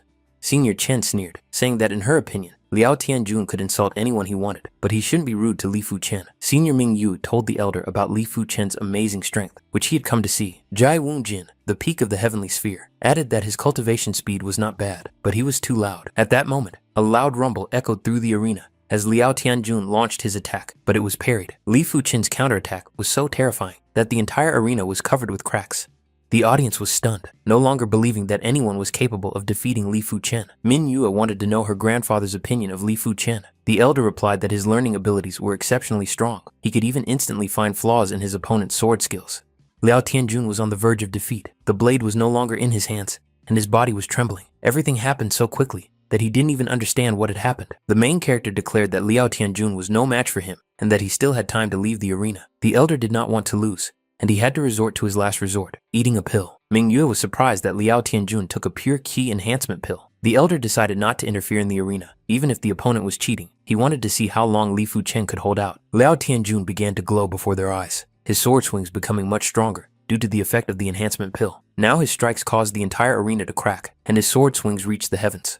Liao Tianjun called Li Fu Chen a coward because he was only capable of dodging. But he had another ace up his sleeve. The elder rushed forward, striking with all his might to finally get the main character. But once again, Li Fu Chen dodged and ended up behind Liao Tianjun, preparing to attack him. The main character did not attack, but instead put his blade to his enemy's throat, putting him at a disadvantage. Li Fu Chen said that Liao Tianjun had lost, but gritting his teeth, he was still not ready to admit defeat. With a dirty blow, Liao Tianjun sent the main character back, continuing the duel against all the rules. Liao Tianjun immediately rushed forward, and Li Fu Chen's inner voice declared that his senior had dared to hurt him. Suddenly, the protagonist's face changed. It no longer resembled Li Fu Chen's simple expression. The protagonist lunged forward and immediately cut off the arm of the presumptuous Liao Tianjun. In the next moment, the elder appeared and immediately swung his sword, but Li Fu Chen dodged this fierce attack. It was Liao Yun Tian, a 2nd stage Heavenly Realm cultivator and elder of the inner sect. He shouted at Li Fu Chen, asking how he dared to cut off his son's left arm. Liao Yun Tian stopped when Elder Zhao Wujin appeared in front of him and ordered him to stop. Jai Wun asked Liao Yun Tian how he dared to undermine the rules of the Fengyuan stage. But the elder continued to insist, stating that Li Fu Chen had cut off his son's arm, and now he could not let him go. Ji Wu Jin unleashed his power and told the elder to try to take the main character away from him. Ji Wen Jin said that Liao Wuntian deserved it, and from that moment on, Li Fu Chen was promoted to a disciple of the inner sect of Heaven's Pride. The main character thanked the elder, but continued to marvel at the power of the Heavenly Pride sect. After the events of the scene, Li Fu Chen went on a mission in which he had to kill 3 opponents. On his way, he wondered how precious the Jade Buddha was. As he continued riding his horse, the main character sensed his enemies and told them to come out. They were several mercenaries of the 9th stage of the Origin Realm. The main character immediately realized that they were not from the Liao family, but were part of the 3 great families of Cloud Mist City. The senior deacon of the inner sect of the Earth Destruction Realm watched Li Fu Chen. He noticed that there were many enemies, but they were not at the same level as Li Fu Chen. Suddenly, another master in a robe appeared and asked the elder how the Liao family dared to try to kill a disciple of the Heavenly Pride inner sect. The old man realized that it was Elder Yao, and he said that it would be better to let him go. Otherwise, the Liao family would not let it go. But Elder Yao did not care about his words, and with one move, he pinned the old man to the ground, killing him. Watching the battle, Elder Yao said that he could only help Li Fu Chen this once. The main character continued his mission, and soon he reached the Fei Shui mountain range. Li Fu Chen approached the cave and declared that there were no other places left to hide. Inside the cave, the 3 brothers argued about who would go out today. The 3rd brother was supposed to go hunting. However, after a brief argument, the 3rd brother went hunting for food again, taking his trusty spear with him. But as soon as he approached the exit, Li Fu Chen was waiting for him and immediately struck him. The second brother rushed to defend his relatives, but he too was killed in a split second with a swing of the blade. The remaining warrior grabbed the Buddha statue and began to run away, but Li Fu Chen had already noticed him. The young man had nowhere to run, and soon he took the blow, dropping the statue from his hands. As soon as Li Fu Chen picked up the statue, he realized that it was a 3-star secret art of the mystical dragon of secret arts. In addition to the amazing artifact, a lake of century-old milkstone appeared before the main character. After taking off his outer clothing, Li Fu Chen decided that training his body here would be more effective than using pills. Relaxing in the water, the main character made waves across the lake and suddenly noticed someone at the bottom. Sitting at the bottom was a girl, Yan Qingwu, from the intersect of Tiansha. She was a disciple of the proud heavens. As soon as the girl noticed him, she jumped out of the water and drew her sword. The main character dodged the attack, immediately realizing that this girl was no more than 17 years old, and apparently, this girl was at the 8th stage of the origin of the basics. In addition to all this, Yan Qingwu had a 6-star bone skeleton. Li Fu Chen took her hand to take the sword, but accidentally pulled her towards him. Yan Qingwu screamed that she would kill him, creating a strike straight from the heavens that pierced the cave. The girl told Li Fu Chen not to leave if he had even a little courage, so that she could kill him. The main character began to run away, grabbing his clothes, realizing that this girl was too strong and his chances of winning were less than half. Li Fu Chen continued to retreat when suddenly he noticed Yan Qingwu, who had jumped out of the water already dressed. While the girl was closing the distance, Li Fu Chen managed to pull his blade out of the corpse of one of the 3 brothers. Yan Qingwu put the blade behind her back, and it began to radiate a dark power, preparing for a further attack. The main character suddenly turned around and told the girl that if she wanted to fight, he would respond in kind. Yan Qingwu launched a long-range attack, and a dark crescent-shaped slash rushed towards Li Fu Chen. Li Fu Chen raised his sword and created a barrier of jade power, hoping to defend himself from the slash. Yan Qingwu was surprised. The young master understood the meaning of the sword, which meant he was an inner disciple of the Kang La sect. The main character asked a counter question. Was Yan Qingwu an inner disciple of the Tiansha sect? The girl issued an ultimatum. She would spare Li Fu Chen's life if he gave up both his eyes. The main character said that she had undressed herself and he had accidentally seen her, so it had nothing to do with him. Yan Qingwu rushed forward and began attacking again, declaring that the main character was seeking death. The girl swung her sword again, this time with even greater force, determined to kill Li Fu Chen. The main character's speed surprised Yan Qingwu, as Li Fu Chen was behind her, thanks to his impressive technique. They fought for 3 hours, but still couldn't finish the duel. Yan Qingwu gave another ultimatum. If Li Fu Chen blocked her next strike, she would spare him. Her technique turned out to be a secret art that was much more dangerous than all her previous attacks. A huge dark crescent appeared in front of the main character, and he had no idea what to do. But there were no options left. Li Fu Chen had to take the blow and try his best to block it. Still, he managed to survive. Yan Qingwu turned around and told him to live for now, then began to leave. At that moment, the main character grabbed his chest and began coughing up blood. His strength was running out. Yan Qingwu disappeared, saying that she would take his life next time, leaving him alone in the cave. Li Fu Chen was glad that his defense was good, which is why he wasn't too badly injured. Yan Qingwu had to leave, and the main character needed time to cultivate his secret art and gather the power of the milkstone. A month later, people noticed that the hero Li Fu Chen had returned, and everyone was curious to know if he had found the 3 Wang brothers.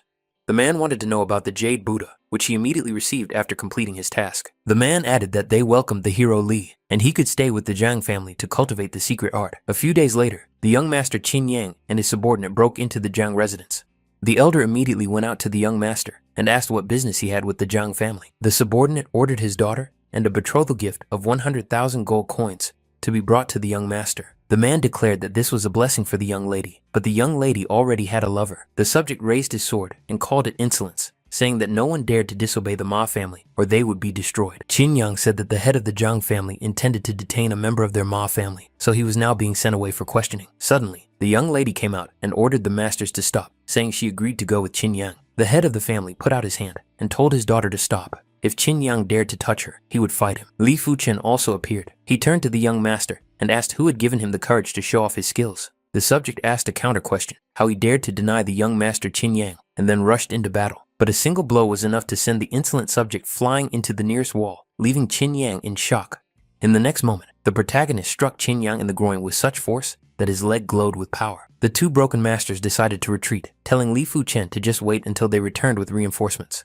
The head of the family told the hero Li that the Ma family had a 2nd stage earth destruction practitioner, thus bringing danger upon himself. But the confident hero was not afraid. If they dared to come, Li Fu Chen would show them his power. A week later, this is exactly what happened. A high-level practitioner attacked Li Fu Chen, accusing him of what he had done earlier. With a wave of his hand, the sword was knocked out of the experienced master's hands, forcing him to reconsider his intentions. It was already clear to everyone that Ma Taichung also could not cope with the hero, but Li Fu Chen decided to finish him off using the pure ki of the Dark Dragon, an otherworldly meteor. A beam of such incredible power and speed quickly reached Ma Taichung, managing to hit his hand.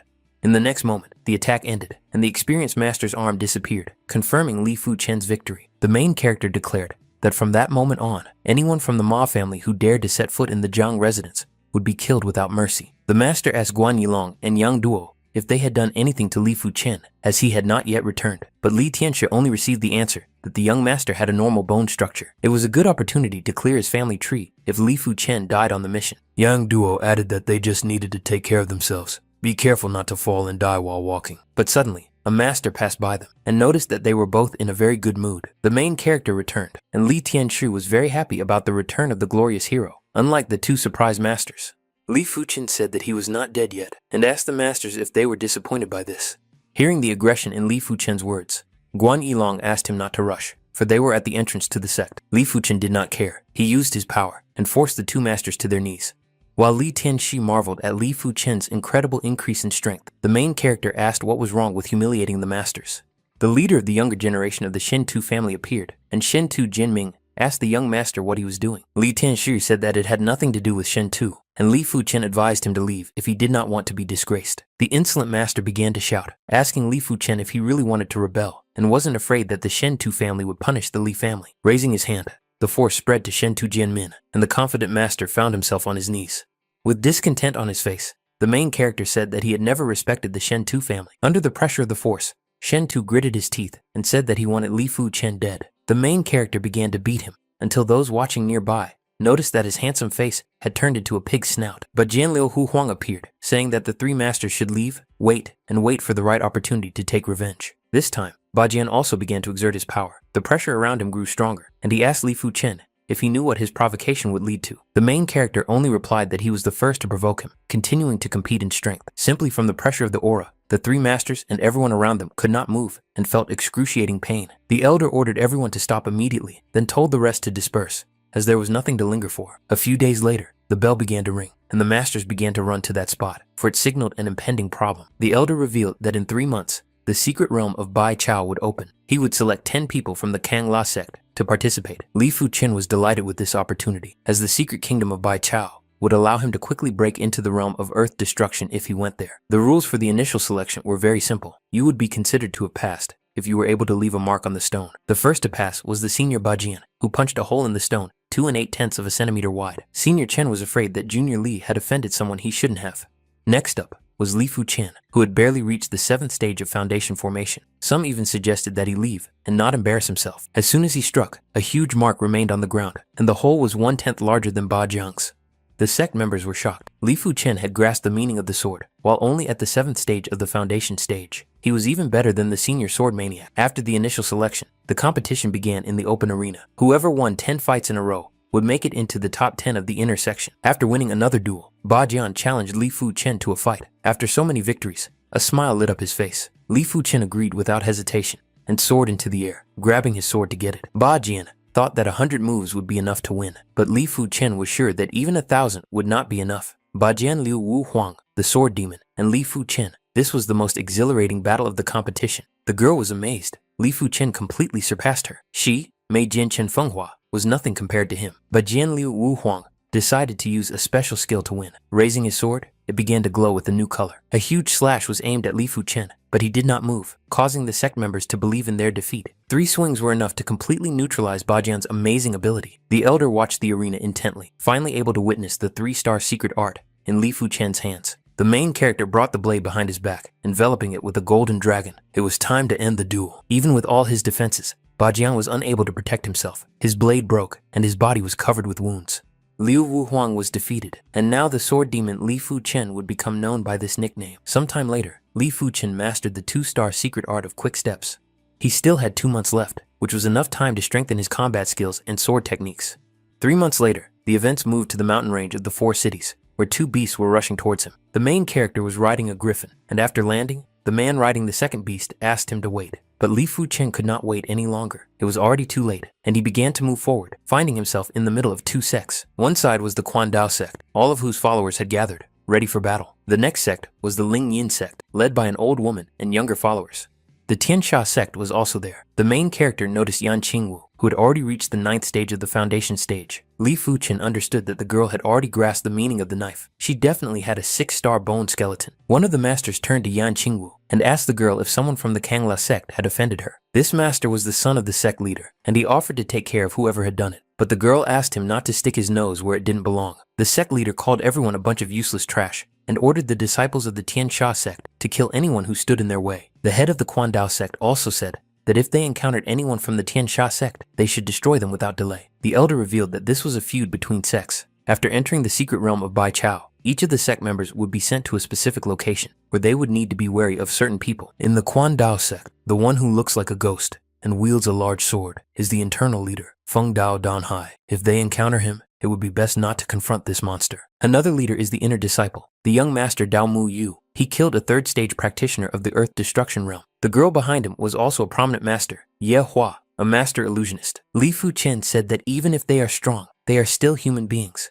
Nothing is certain except death and taxes, so there is no need to raise the morale of others. The elder considered these words wise, after which he turned to the disciples of the Kangla sect and said that if they were forced to enter the battle, they must show the skill of the Kangla sect. A wooden gate rose from the ground, a bright portal lit up inside it, and the sign said, Bai Chao. Senior Chen and another sect member were making their way through the woods when her ally was suddenly attacked. Her comrade soon died, and an enemy appeared before her, leaving the elder with nowhere to run. The man with a large scar on his face and 3 iron claws was from the Tianxia sect, Zhao Gui Zhengshu. Senior Lu, who was at the peak of the foundation stage, fell with a single blow, leaving Chen with no choice but to fight.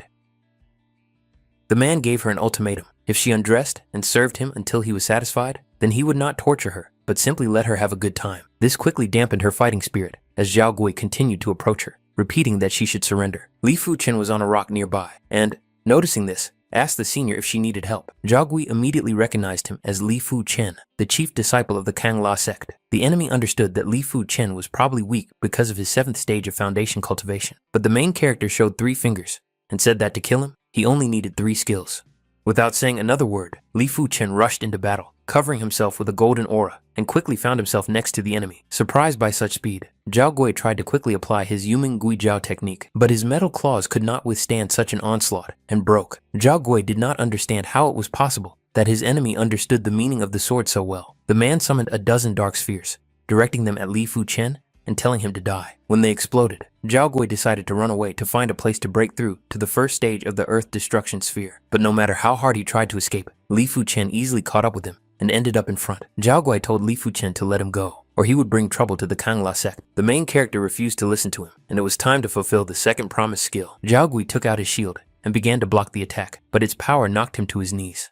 The main character crouched down and said that he was going to use the 3rd skill, during which Zhao Gui would die. The next moment, the warrior's head was on the ground, and he saw only his headless body standing there. Senior Chen admired Li Fu Chen because in just 3 months, the younger Li's strength had increased so much. Nearby, a 3rd-level magical beast was sleeping on the ground, a large red beast, and next to it was a stone with a flower growing on it. Senior Chen realized that this was the fruit of the earth, which allowed a practitioner of the 9th stage of the foundation stage to break through to the 1st stage of the Earth Destruction realm. The red beast sensed the unwanted guests, woke up, turned around, and growled at the masters. The main character asked the elder to step aside, then rushed forward, creating the illusion of a golden dragon behind him. Li Fu Chen's sword began to sparkle, and the beast decided to attack, also glowing with red light. But the main character dodged the enemy's paws, then rushed forward and pierced the beast's body. The monster did not die, but continued to attack. This time each attack was unsuccessful, and Li Fu Chen easily circled around the monster. The beast fell, and the main character landed gracefully on the ground to finally pick up the flower. Li Fu Chen gave the fruit of the earth to the elder. With its help, she would be able to break through into the sphere of destruction of the earth. The main character said that there were 6 days left, and they weren't sure if they could find another one, but the elder's breakthrough was very important. Closer to nightfall, the elder Chen created a whirlwind of her power, and finally broke through to the sphere of destruction. At the same time, Liao Wuxuan,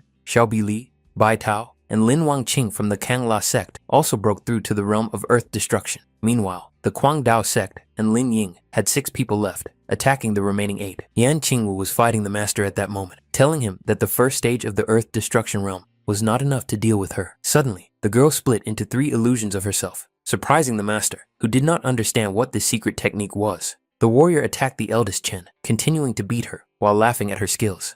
When the girl retreated far enough, she gave a signal, after which the main character appeared behind her. The main character jumped so high that he was right above the enemy and accelerated during flight. The enemy blocked Li Fu Chen's attack and called his opponents two small ants. Suddenly, the master unleashed his power, and tongues of dark energy began to appear around him, stunning his enemies.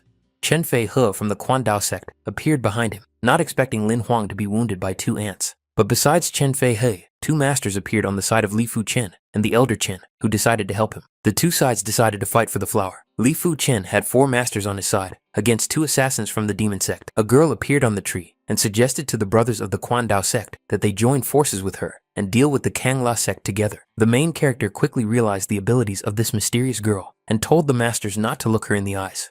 The bloodthirsty brothers did not dare to believe the girl, and, saying that Li Fu Chen was lucky, they decided to leave. Since the Quan Dao sect did not want to play with the girl, she climbed down from the tree and asked Li Fu Chen to play. Using a mysterious power, the protagonist emitted a powerful sound wave and ordered the girl to leave. The warrior found this ability fascinating and told Li Fu Chen that they would meet again. When the girl disappeared, the protagonist's allies were amazed by her terrifying art of illusion. The master suggested that Li Fu Chen cultivate the grass of origin and break through to the 8th stage of the origin of the fundamentals. Li Fu Chen broke through to the 8th stage of the foundation stage in a short time, but everyone else continued to fight at that time. Meanwhile, Liu Wu Huang faced Feng Dao Duan Hai, and even Bai Tao and Lin Wang Qing. They had no chance of winning. The three masters arrived and told the elder Duan that they were there to help him. But surprisingly, the masked master ordered the warriors to leave, throwing his sword at them. The Tiansha sect was also there, and one of their warriors rushed forward, declaring that the Kangla sect must be destroyed. Li Fu Chen's ally noticed Liu Wu Huang, who was being pursued by 7 masters.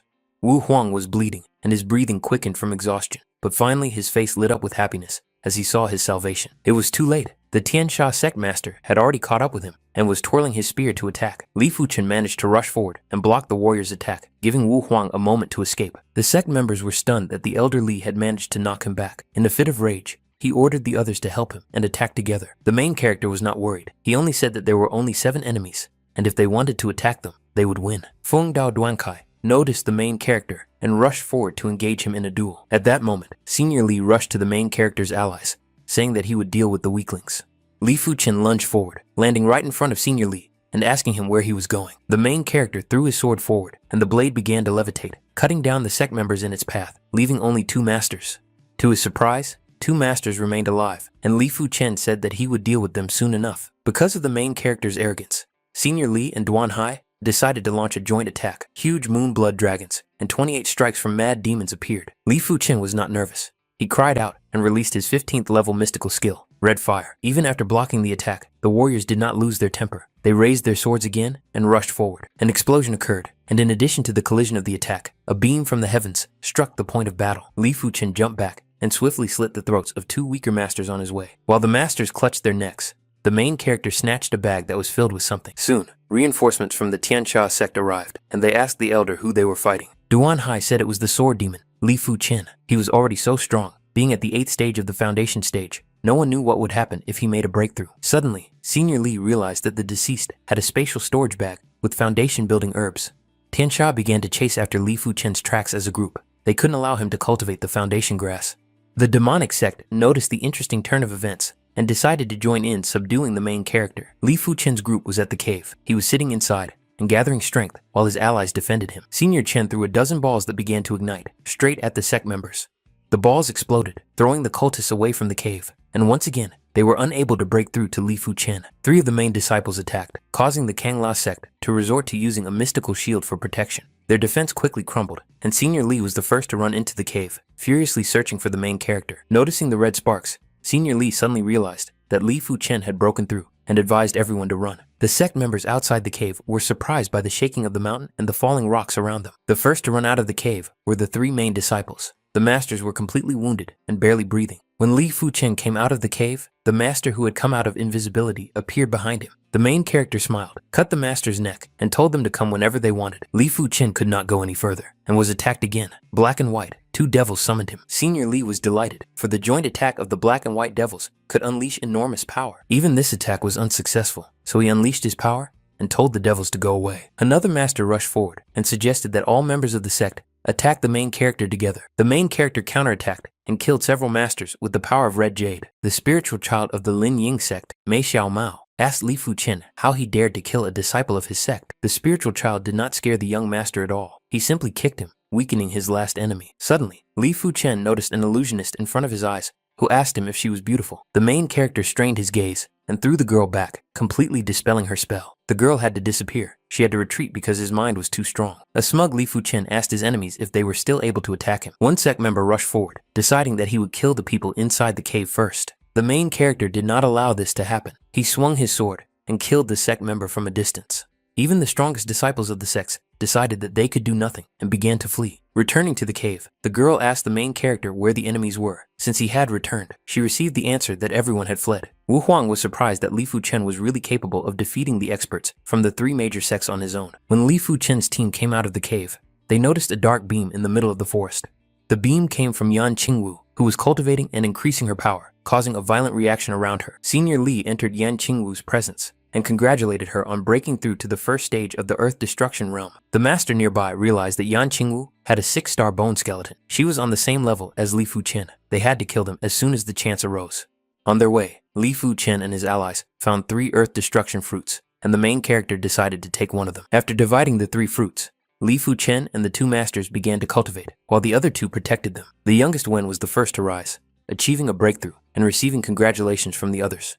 The second to achieve a breakthrough was Wu Huang. A purple snake appeared above him, and he considered himself stronger than Li Fu Chen. But an even larger golden dragon appeared next to him, signifying the breakthrough of the main character. The elder Chen was interested in how strong the younger Li was now. If he was at the first stage of the sphere of Earth Destruction, the main character declared that he could kill each of his former enemies with a single blow. Li Fu Chen heard someone's voice, and it turned out that the sect had decided to attack the main character's group again. The main character asked them to leave before they ruined his mood, otherwise they would face death. Senior Li was afraid that Li Fu Chen had broken through to the first stage of the Earth Destruction realm, but they had 6 practitioners of the second stage of the Earth Destruction realm and 4 practitioners of the first stage. Releasing all his auras, Senior Li was confident of victory and challenged Li Fu Chen to a fight.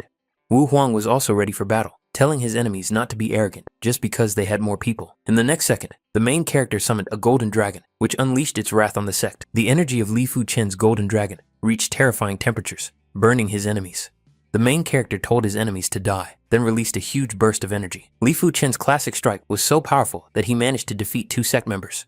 Senior Li was surprised that his palm was so powerful, after which he told everyone to leave. The heavenly child began to run away, but Li Fu Chen appeared behind him and reminded him that there was no point in running away. While everyone was running away, only Yan Qingwu decided to go to the main character, leaving him with the question of why she was still there. The girl said that he had killed 3 people, as he had killed the disciples of all 3 sects, and the Kang La sect would not be able to protect him. The main character asked the girl if she was afraid that he would kill her too, while she was standing in front of him. Yan Qingwu understood that she was no match for Li Fu Chen, but if she wanted to leave, he would not be able to stop her. Immediately after that, the girl split into 4 illusions and gradually disappeared. For the next 3 days, Li Fu Chen and the others searched for medicinal herbs at their leisure. Luck did not turn away from Li Fu Chen, as he was able to find 1 bunch of 3-star rainbow glass grapes and above, with which he could improve his bone skeleton by 1 level. So Li Fu Chen was able to improve his skeleton to 1 star. Soon, the disciples had to go out, and Elder Quan Dao, Hao Lianhu, Elder Tian Sha, Wei Yiping, and Elder Lin Ying, Lao Yu argued about whose group would be the largest. All sects, except for Kan La, were the first to leave. Members of each sect were wounded, and not all of them returned. The elders were shocked. Only 3 people remained from the Quan Dao sect, 13 people left the Tian Sha sect, and only 5 of them survived, while only 5 people remained in the Ling Yin sect. The Kang La sect finally came out of the gate, and 6 of them survived, their bodies perfectly healthy. Elder Hao was delighted that his Kang La sect had won, but suddenly he heard that Li Fu Chen had killed many disciples. The old man turned to the young master and asked him if it was true, to which the main character asked a counter question, wanting to know if they would have problems because of this. The elder replied that he had never met disciples as strong as Li Fu Chen, and as long as they did not kill them all, the Kang La sect would not have to worry about war. Hao Lianghu, Wei Yiping, and Lao Yu ordered the main character to apply the law of equivalent exchange, because he had killed the sect members and must lose something himself. Elder Hao awakened his power and asked who decided that their disciples could kill the disciples of the Kang La sect, but Kang La could not do the same. The main character was amazed by this incredible energy, realizing the true power of a master of the heavenly sphere. Lao Yu told Zhao Wujin that he would not be able to protect his disciple alone. The main character understood that the elders only respected the strongest. They were just trying to find an excuse to get rid of him. Wei Yiping also turned to Zhao Wujin, asking if he really thought he could block a joint attack from the 3 elders.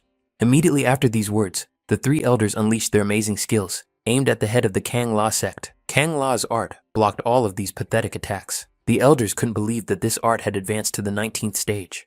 Zhao Wujin declared that if he couldn't protect a single disciple, then he had no right to show his face. After that, the elder unleashed his noble spirit. The elders also released their spirits, and 100 lost ghosts, the fighting spirit of Jade, and the shadows of emptiness rushed into the attack. But once again, Elder Zhao blocked the attack. The Kangla sect members knew that their leader would not last long. Finding himself on the brink, Zhao Wujin allowed the elders to experience the main secret art of the Kangla sect, thousands of returning swords.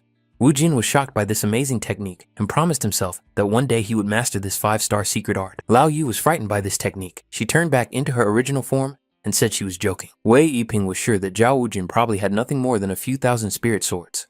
But realizing that he couldn't take such a risk, Wei Yiping asked the elder to settle the dispute next time. Turning around, Zhao Wujin said that they would meet again next time, and now it was time for them to leave. When Li Fu Chen returned to the Kangla sect, he exchanged everything he had collected for contribution points. The next day, he broke into the first floor of the Passerby Tower, successfully becoming one of the outstanding Golden Direct disciples, and exchanged for one of the sect's third-rank martial arts, the Heavenly Flame Technique. In 3 days, he turned the 13th level Heavenly Flame Technique and one 15th level technique, the Art of Red Fire, into contribution points. He also exchanged for an additional lower level mystical sword art. The Art of the Shining Sword was finally mastered by the main character, and he could finally return home. In the city of Cloud Mist, the residence of Li, the girl begged the clan elders to help her father, Xiao Dai. The elder replied that Xiao Dai's father was to blame. This senseless backstory of Shen Tulan, even if he was beaten to death, no one was to blame. The man clenched his fist, realizing that the elder had taken a bribe and had no intention of helping from the start. The girl calmed him down, saying that news had come from the Kangla sect. Li Fu Chen had reached the 7th stage of the foundation stage, and in a few years,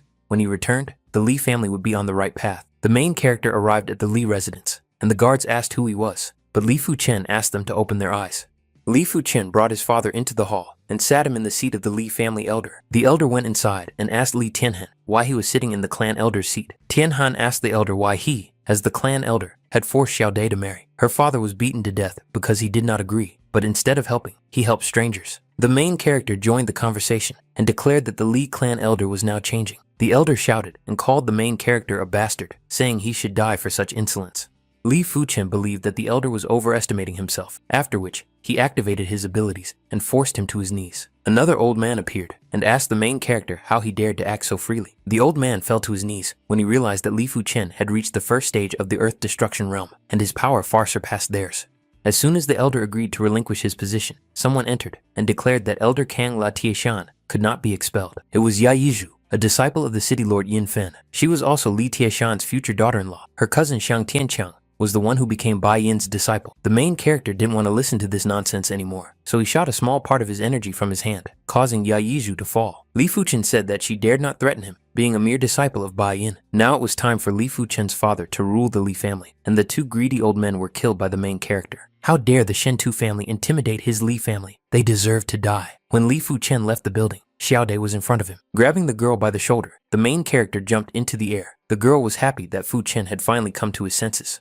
The main character burst into the city lord's residence, telling Shen Tu Liang to drag his ass over to him to receive his deserved punishment. 3 guards immediately rushed to attack, asking the protagonist how he dared to enter the city lord's residence with such an arrogant attitude. Li Fu Chen used a piece of the guard's sword and threw it at the warrior's neck, killing him on the spot. The 1st stage practitioner of the Earth Destruction Realm was instantly killed. Li Fu Chen declared that he would kill anyone who dared to take another step. The city lord came out of the residence and said that Shen Tu Liang was already his subordinate. The main character just wanted to know who Shen Tu Liang was, but the guy believed in himself because his cousin was at the 5th stage of the Earth Destruction Realm, and what's more, he was the lord of the city of Cloud Mist. Shen Tu Liang decided to break the silence, saying that he was wrong in this situation, but Xiao Dai had seduced him. The next moment, the main character swung his sword, and Shen Tu Liang's head fell from his shoulders.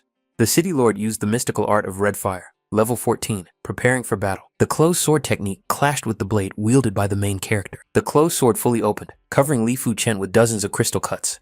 The attack hit the main character and threw him back, flying right through Xiao Dai. Li Fu Chen got up, wiped the dirt from his face, and said that it was no surprise that the city lord was at the 5th stage of the Earth Destruction Realm. The city lord rushed forward and said that today he would show the main character the difference in their powers.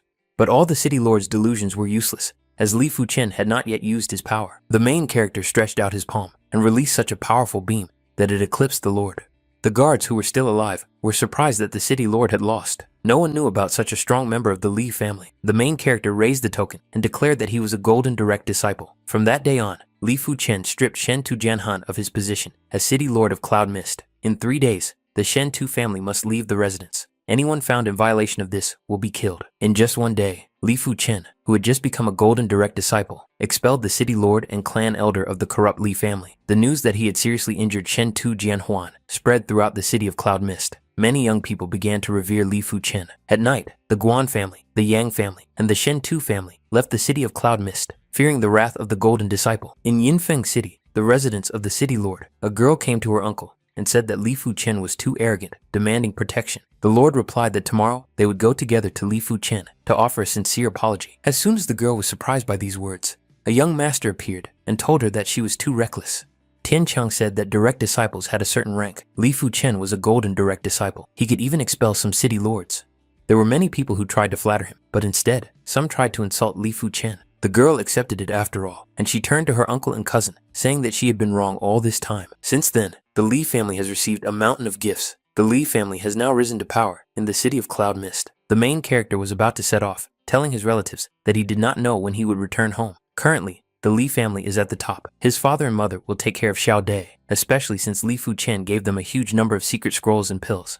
Li Fu Chen doesn't have to worry about his family. He was finally able to return to the Kang La sect while the Li family continues to grow. His soul has turned light blue. The main character's power of understanding has also increased. Li Fu Chen did not want to let the golden talisman down. Where there is good, there is also evil. Evil factions devoured people under the jurisdiction of the Kang La sect. As soon as Li Fu Chen returned to the Kang La sect, he used his terrifying power of understanding to master the Shadow Wind, Shadow Step, and Iron Hands. Later, after mastering the sword storage technique, he achieved 7 types of low-level mythical class sword fighting skills and 3 types of low-level mythical class sword mastery. While the protagonist was drinking tea, the sect member entered the room and was invited to sit down. It was the elder Xiang who told him about the evil factions that were causing riots.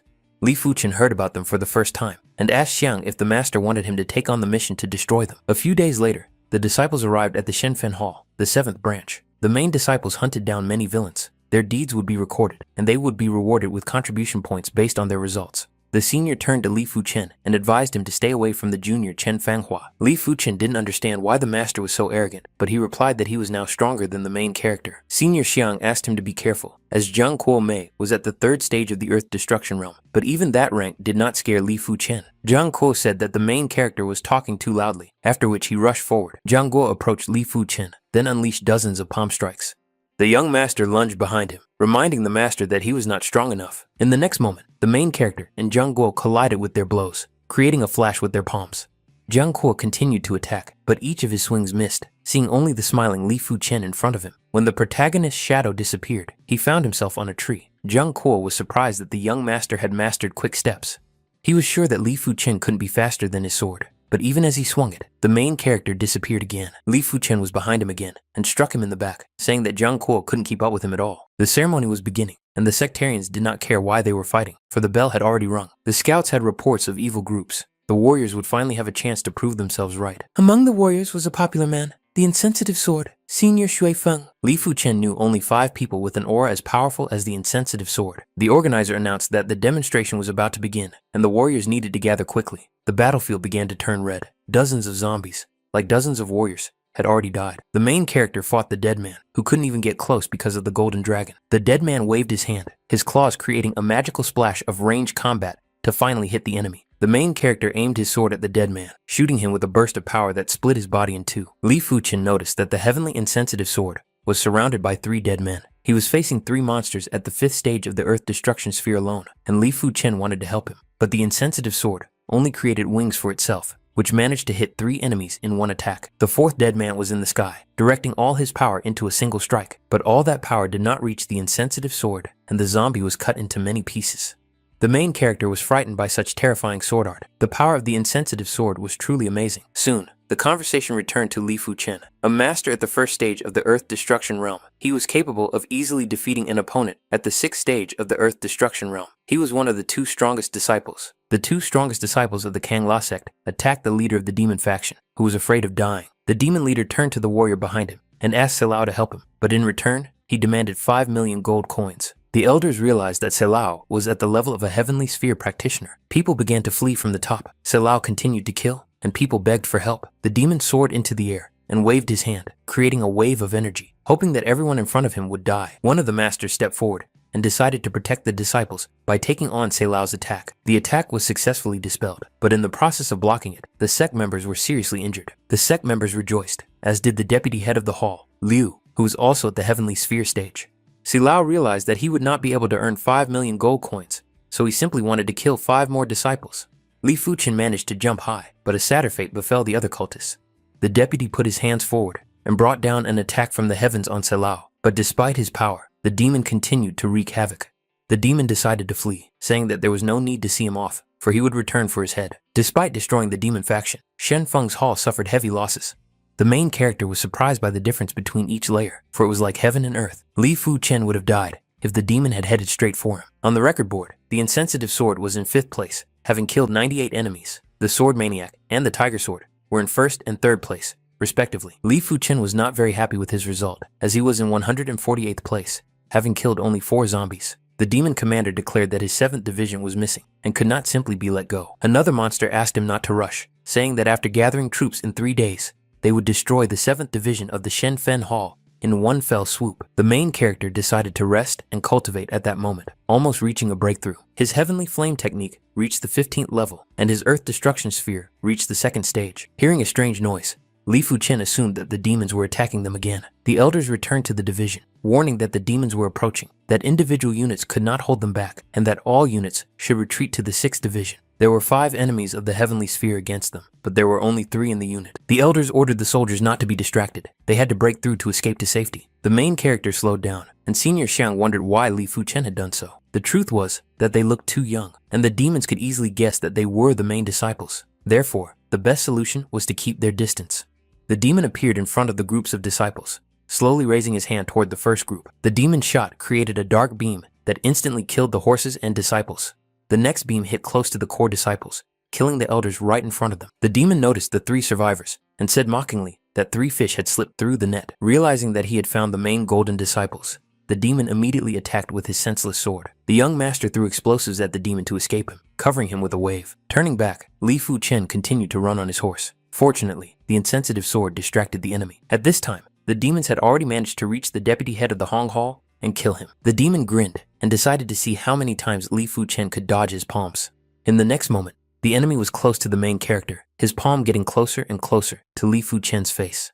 The young master did not have enough speed to dodge in any way, and he had to take the blow. The main character was pinned to the stone, and as the demon swung again, Li Fu Chen thought he would die there. The demon said that a simple 1-star skeleton had the opportunity to die at the hands of a practitioner of the heavenly sphere. But the demon did not kill Li Fu Chen. He had to put up a shield, because he was being attacked from a distance.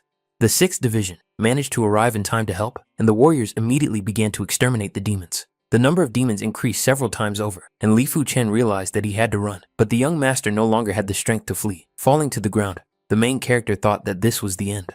An elder appeared in the air, his aura covering the battlefield, and he shouted, asking who dared to invade the territory of the Shen Fen Hall. The patrol elder unleashed his wrath on the demons, firing a volley of magic shots at them. Li Fu Chen was barely conscious, but he managed to witness the patrol elder's astonishing power. A few days later, Ouyang Wentian announced that the demons had destroyed the 7th division, killing many of the core disciples. The patriarch of the Kangla sect decided to launch an operation to destroy the demons. On the same day, the Kangla sect sent several masters of the realm of rebirth, at which time Li Fu Chen regained consciousness and continued to cultivate. They destroyed 15 demon divisions in the Kangla area. The masters of the realm of rebirth wanted to kill all the demons in the Kangla area, but a small number left the area. A week later, Li Fu Chen successfully passed the 2nd level of the main disciple's trial tower, and the insensitive sword reached the 3rd level. The main character exchanged the secret 3-star technique, along with the high-level sword art Xuan, and after cultivating for some time, he decided to go outside to practice in order to become stronger. Li Fu Chen came to the hall of the main disciples and told Elder Zhao that he wanted to train in the outside world in order to improve as quickly as possible. Since the young master's heart was set on this,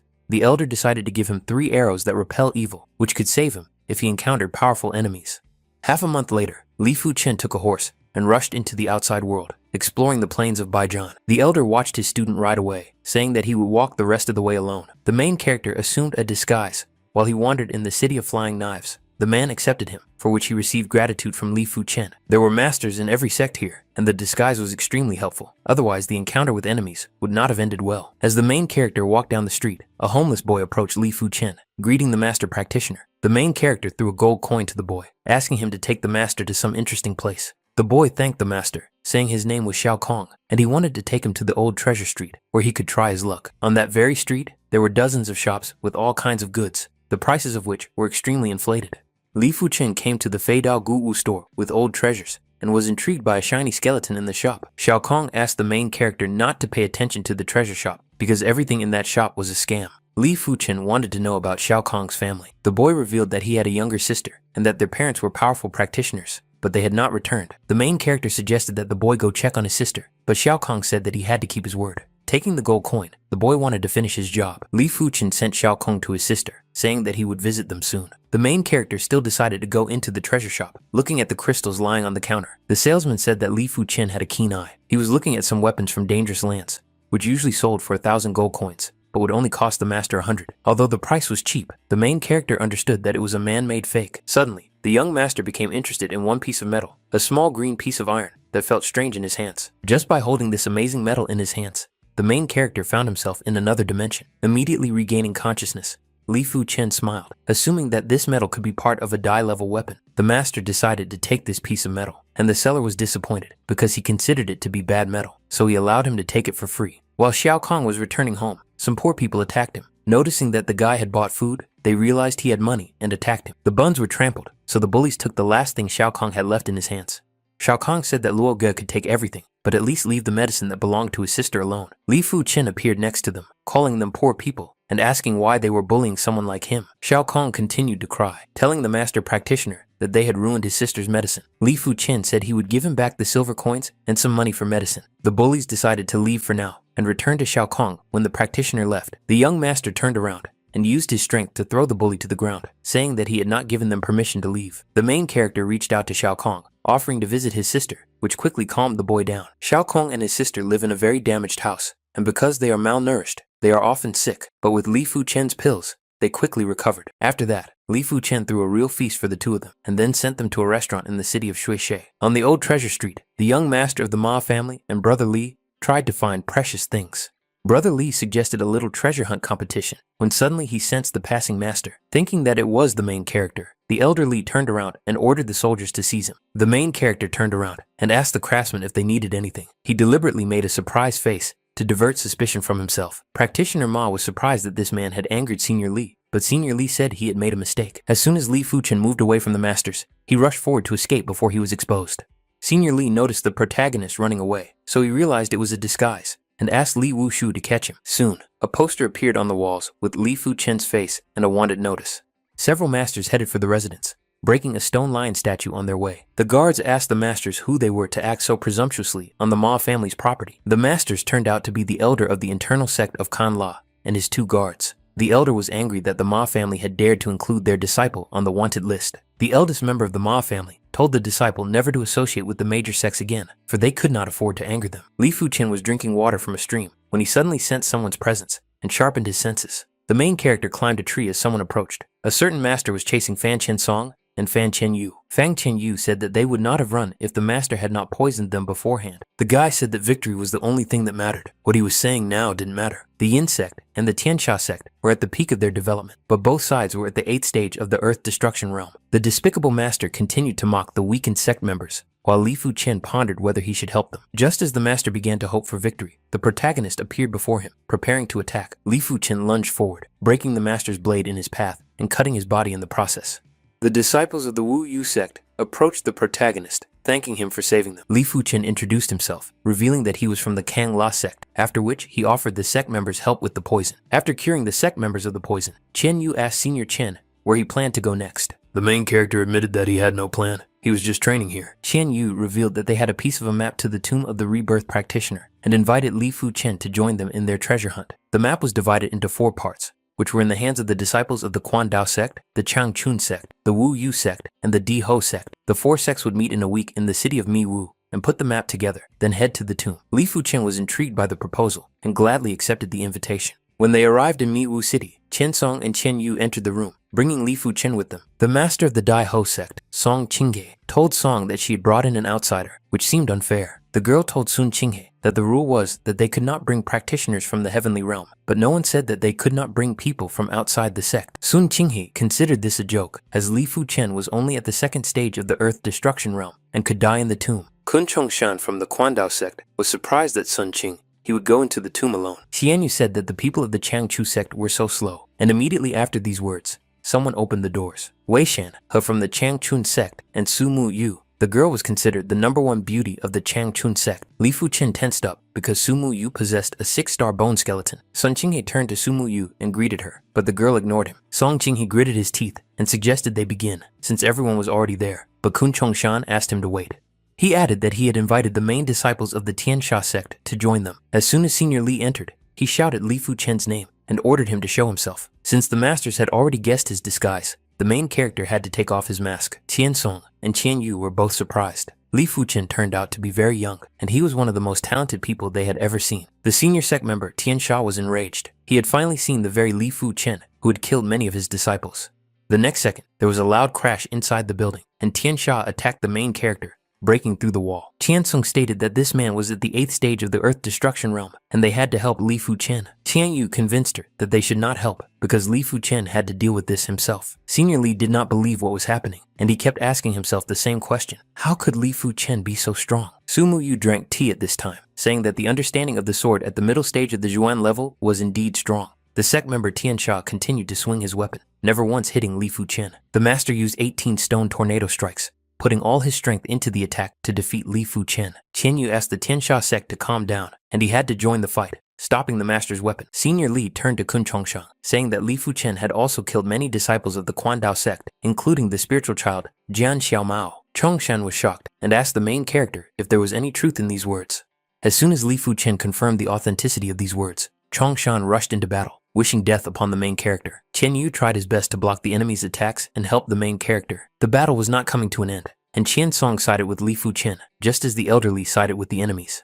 The main character picked up a small piece of metal, and Qian Yu noticed it. It was the weapon he had used to kill the disciple of the Yin Yi sect. Su Mu Yu spread her wings, and the entire battlefield changed color. She was going to kill anyone who dared to take even a step. Wei Shan Hun would have said this to Su if they really had no desire to die. Song Qinghe also decided to take action, telling everyone that since they had grievances against each other, they could fight whoever they wanted as soon as they reached the burial site. Both sides decided to reach a truce for a while, and Su Mu Yu suggested moving forward. Soon, the warriors found themselves at the lost misty grave, eager to reach the treasures as quickly as possible. Suddenly, they noticed a bat, which, judging by its appearance, had already turned into a demon. Su Mu Yu lunged forward, her blade cutting through the bat with one swift movement. The girl possessed enormous strength. Although she was only at the 4th stage of the earth destruction realm, her power was already comparable to that of an insensitive sword. The path ahead was safer. The entrance was very close, and the warriors found themselves right in front of it. As soon as they wanted to go inside, the main character asked Chen Yu to kill his enemies first.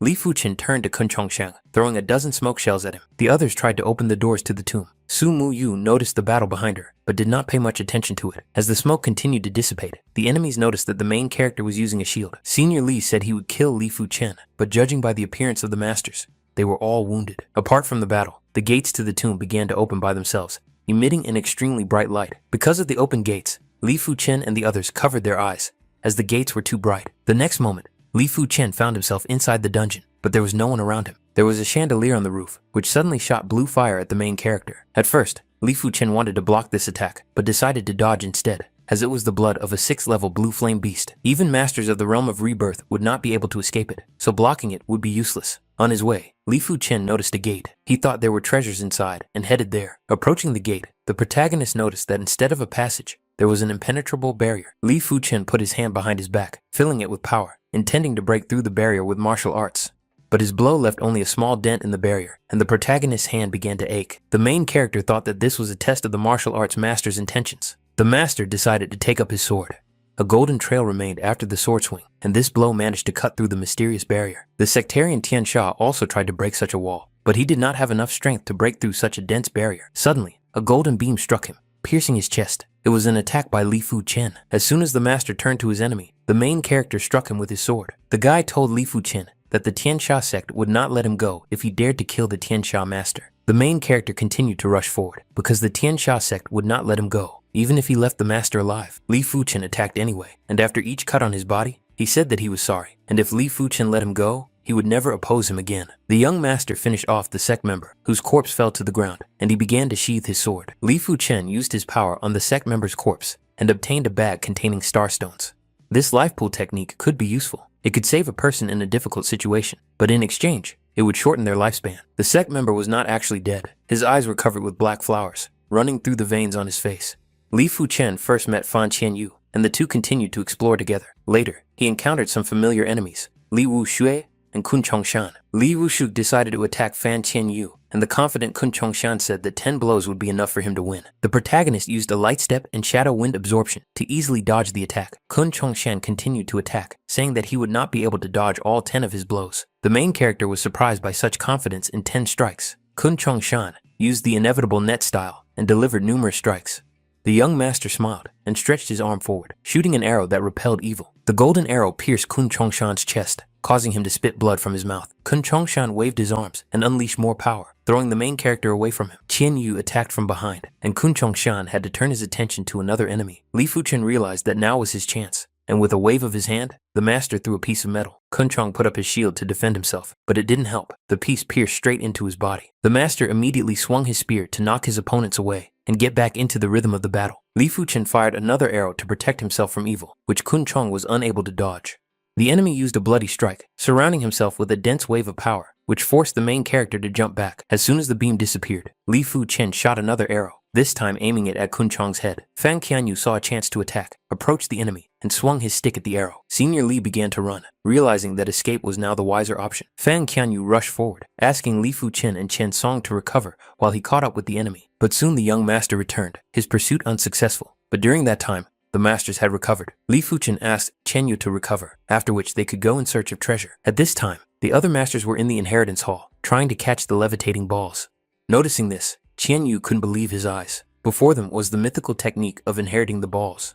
While everyone was trying to catch the balls, Li Fu Chen was looking for spheres that would be beneficial to him. The main character noticed a golden ball that was different from the others. It looked as if it had reached the rank of emperor. The masters were slower than Li Fu Chen, but they were closer to their chosen spheres. The better the inheritance, the more difficult the chase became. When the warriors finally caught their inheritance, a powerful technique entered their minds and temporarily disabled the masters. Since the main character couldn't catch the sphere, he decided to use techniques to attract it. Surprisingly, it worked, and the golden sphere approached him and pierced Li Fu Chen's forehead. The main character received a fragment of the secret 6-star sword technique to turn his own body into a weapon. He needed to consolidate the weapon marks on his body. Once the marks are complete, the master will obtain a sword body. He will not need swords. His own body will be like a sword, condensing black iron marks to obtain a black iron sword body. The main character noticed that this was only a fragment, but it was already a 6-star technique, which was actually a secret strengthening technique. Knowing this technique also knocked Li Fu Chen out, and when he woke up, everyone around him was cheering. Sumu Yu had a 6-star secret technique and understood that Li Fu Chen had also gained such power, but no one should know about it. Suddenly, the warriors who had been killed by the dungeon, or by Li Fu Chen's hands, entered the hall. The bodies of these masters were possessed by an evil spirit. Large marks appeared on their faces, and their behavior changed dramatically. Sun Qinghe rushed forward, hoping to remove the evil spirit from his younger brother Gao's body. Using the growth on his body in the form of a tail, the evil spirit threw Sun Qinghe against the wall. After the 6th-level demonic beasts die, demonic spirits emerge from their corpses. They can take control of the body of a weakened practitioner, turning them into freaks that are neither human nor beast, creatures in between that hate everything. Wei Shanhe said that demonic spirits are already strong before death, but after rebirth, they use other practitioners to become even stronger. Sumu Ix rushed into battle, and the lizard-like demon collided with her, knocking away the girl's scythe. Li Wushu's body was possessed by a mosquito demon, which flew into the air to attack. Li Fu Chen realized the impending danger and told the masters to quickly run back to the temple.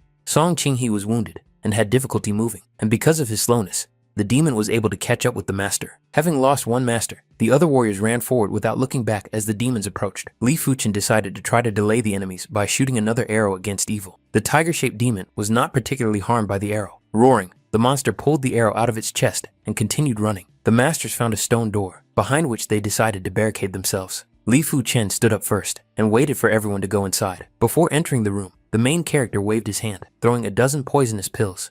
Since the demons were slowed down and the stone door could hold for a while, it was worth acting accordingly and cultivating while there was still time. the 5 masters began to cultivate, enveloping themselves in the burning flames of their powers.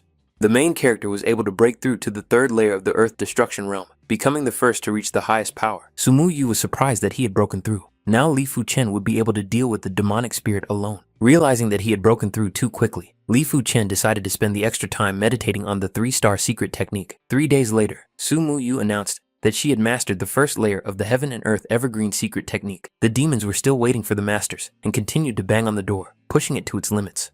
The main character said he had an idea, something that could kill several or even all of them at once. Soon, the demons broke through. The monster said mockingly that now they would not be able to hide. Li Fu Chen had already prepared his plan with the other masters, giving his signal when he saw the demons. The blood of the 6th level blue flame beast covered the room completely, burning the beasts. Some demons managed to jump out of the flames, seeing through the cultivator's plan. Sumu Yu rushed forward, saying that she would take on Li Xue, while Li Fu Chen would kill the 2nd demon. The enemies clashed, but Sumu Yu's scythe was not very effective against the demon's strong claws.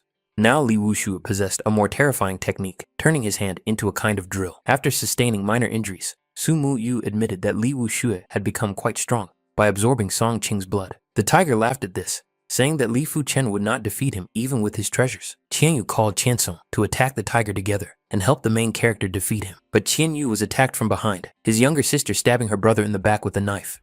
Li Fu Chen immediately understood what was going on. Even though they burned the demon's body, it escaped and possessed the girl's weak body. Another master began to attack Li Fu Chen, and Wei Shan, he was also captured by the demon. The masters wanted to escape, but a black void appeared at the exit, repelling anyone who dared to touch it. When the monsters noticed this, they immediately fell to their knees and called the gate their master. Suddenly, a tall figure in a cloak emerged from the gate. The stranger was so bright that he practically radiated light. Sumu Yu and Li Fu Chen quickly realized that this could be the spirit of a powerful practitioner. The spirit appeared behind the warriors, saying that many years had passed since anyone had finally found his tomb. The tiger said that they could finally leave this tomb and find glory in new bodies. Li Wuxue revealed that the master had been killed by many powerful practitioners, and the spirit had been locked in this tomb. The spirit turned to the 2 demons that had taken possession of the bodies of Qian Song and Wei Shan He, telling the demons to leave the masters. After that, the master personally went to the girl's body to test her strength. After taking possession of the body, the spirit was extremely disappointed, as Qian Song had a 4-star skeleton and a weak soul. The next one was Wei Shan He. Li Fu Chen was surprised, because it was the first time he had seen a spirit choose a body for itself. Li Fu Chen wanted to leave, but neither he nor Sumu Yu could move, their bodies shaking with every attempt to move. The monster possessed Qian Yu, surprised to find that he had a 5-star bone skeleton with a fairly good soul. It would not be difficult for him to regain his strength, but the spirit decided not to stop there, for there were 2 more masters before him who surpassed Qian Yu's skill. Li Fu Chen didn't know what to do. If the spirit took his body, it would be worse than death. When the spirit entered Sumu Yu, the girl was able to fight back, and the spirit was surprised by the strength of her skeletal frame and spirit. The spirit managed to completely absorb Sumu Yu's body, saying that she could have suppressed it if the spirit had not reached Do Lin, but his gaze fell on Li Fu Chen, who seemed stronger than her. The spirit decided not to think too long, quickly moving its consciousness into the body of the main character. Once inside, he saw a huge cloud in front of him. The spirit did not understand what level his soul was at, and whether it could be considered a human soul. The main character held a blade in his hands and jumped out of the cloud, attacking the spirit to knock it out of his body. The spirit fired a small burst of power, killing Li Fu Chen, but it was only an illusion. Surrounded by many illusions, the spirit decided to wave its hand and kill them all. But lowering his guard, the spirit missed the real Li Fu Chen, who had already thrust his sword into the spirit. The creature was flattered. The master could indeed harm it. Li Fu Chen's spirit power was incredible. Realizing that Li Fu Chen's potential was incredible, the spirit decided to take complete control of his body, creating a layer of armor for protection. The spirit approached the cloud of his soul, raising its palm to suck out his consciousness. But Li Fu Chen's soul was able to throw the spirit back, causing part of its hand to evaporate. The master was still confident, rejoicing that this soul might be a secret treasure of the heavenly sphere. Suddenly, the protagonist's soul began to emit a bright light that immobilized the spirit. The amazing master could not understand what had happened to him. A voice declared that such an insignificant ant as he dared to enter the body of the one he had chosen, considering it a reckless act. The same voice declared that the spirit had no right to know of its existence, radiating more and more power with each passing second. The spirit of an incredibly powerful cultivator was easily killed by an unidentified deity in Li Fu Chen's body. The main character came to his senses, not understanding what had happened, but feeling that his soul had become even stronger. The demons noticed the movements of the body and congratulated their master, but Li Fu Chen revealed the truth that their master was dead. The enemies couldn't believe it, and in a fit of rage, they attacked the main character. The technique of 9 spinning swords easily blocked the demons' attacks, creating a golden shield around the hero. The demons couldn't believe such power. The young master had not only blocked the attacks, but also repelled them. In the next moment, the main character swung his sword and killed the tiger with a scorching red jade strike. The spirit escaped from the cultivator's body, but Li Fu Chen killed it with his spinning sword technique. The demon Li Fu Chen called Li Fu Chen a monster as he watched his ally being killed with ease. The enemy tried to escape, but his attempts were futile. The main character caught up with and killed the demon in one fell swoop. After killing the demon, its soul tried to escape, but Li Fu Chen also killed it with a long-range attack. Soon, the main character returned to the others, and they could hardly believe that it was really him. Tiansong said that while everything was fine, they should leave this tomb, because this place was too strange. Li Fu Chen and the others safely left the tomb, and at the same time, something big happened in the Tiansha sect. The secret art of Shu was lost, and the patriarch was furious, and wanted to know who had killed his son. If his subjects could not find the killer, all of his son's enemies would be added to the wanted list. Everyone would be hunted down and killed. Li Fu Chen, a disciple of the Kangla sect, was wanted. He had angered the Tiansha sect, and a reward of 10 million gold coins was offered for his head. While in the Black City, the inner courtyard of Shuixi City, the main character was under pressure from the Ghost Sword, achieving mastery of the secret 4-star technique, the technique of Black Iron Essence. Waving his sword forward, Li Fu Chen created a small dark sphere that destroyed the stone wall in its path. In this fragment, there are 3 parts. Li Fu Chen has only learned the first part and is already so strong. The young master decided that it was time to check what the secret realm of the starry path was hiding. A blue sphere appeared around Li Fu Chen, which began to rapidly shrink. The main character found himself in another world. He had heard that this place was connected with cultivation and potential, and only practitioners of the sphere of earth destruction could enter. He had also heard that each step slightly increased cultivation. His body felt several times heavier than usual. Yehua told the patriarch that the Tiansha sect had put up wanted posters and was tracking down one of their disciples, Li Fu Chen, with a reward of 10 million gold coins. Zhao Wu Jin replied that the sect had gone too far and that it would not benefit the main disciples. Liao Haiwang said that as far as he knew, the young master of the Tiansha sect, Li Wu Xue, had died and Li Fu Chen was involved. They should wait until everything was clear. Jaewon asked what outsiders would think if they couldn't protect their golden disciples. Liao Hai asked why the sect should cover for the disciple if he had made a mistake. Besides, his bone skeleton was useless, and he would not be very helpful in the future anyway. Jae-woon revealed that his potential had already surpassed that of the sword maniac, Li Fu Chen, and that he would only bring trouble to the sect if they continued to fight. The patriarch said to tell the Tiansha sect to stop hunting Li Fu Chen, otherwise the Kangla sect would also hunt down one of the Tiansha sect's best golden disciples. Liao Hai said that it seemed more like the Tiansha sect was going to start a war. Patriarch Ouyang Wentian stood up and said that he had decided to go there personally and resolve the issue. Comments fell around the main character, but he continued to run forward. It was very hot in the dimension, and Li Fu Chen did not understand whether it was reality or illusion. The main character continued to run forward, and next to him was another master who suddenly fell to the ground. The young master did not understand why this happened, because his cultivation was at the same level, but he simply fell. The only assumption was that it was related to his potential. Ahead was another group of cultivators, led by Han's older brother, one of the 7 stars of the Tianxing sect. Han Feng said that the secret realm of the starry sky was truly mysterious, and he should have checked it out long ago. One master could no longer continue as the group moved away, saying that next time he would treat his elder brother to food and drink. The group noticed another master, whose speed clearly exceeded theirs. It was Li Fu Chen. Han Feng also decided that they should not slow down. Rushing forward, his group began to run after him. The main character smirked, saying that the overconfident master wasn't even sure of his own abilities to compete with him. Soon they reached the end of the starry path, finding themselves at the pass before the second level of the realm. Suddenly, the realm began to vibrate. A loud sound filled the space,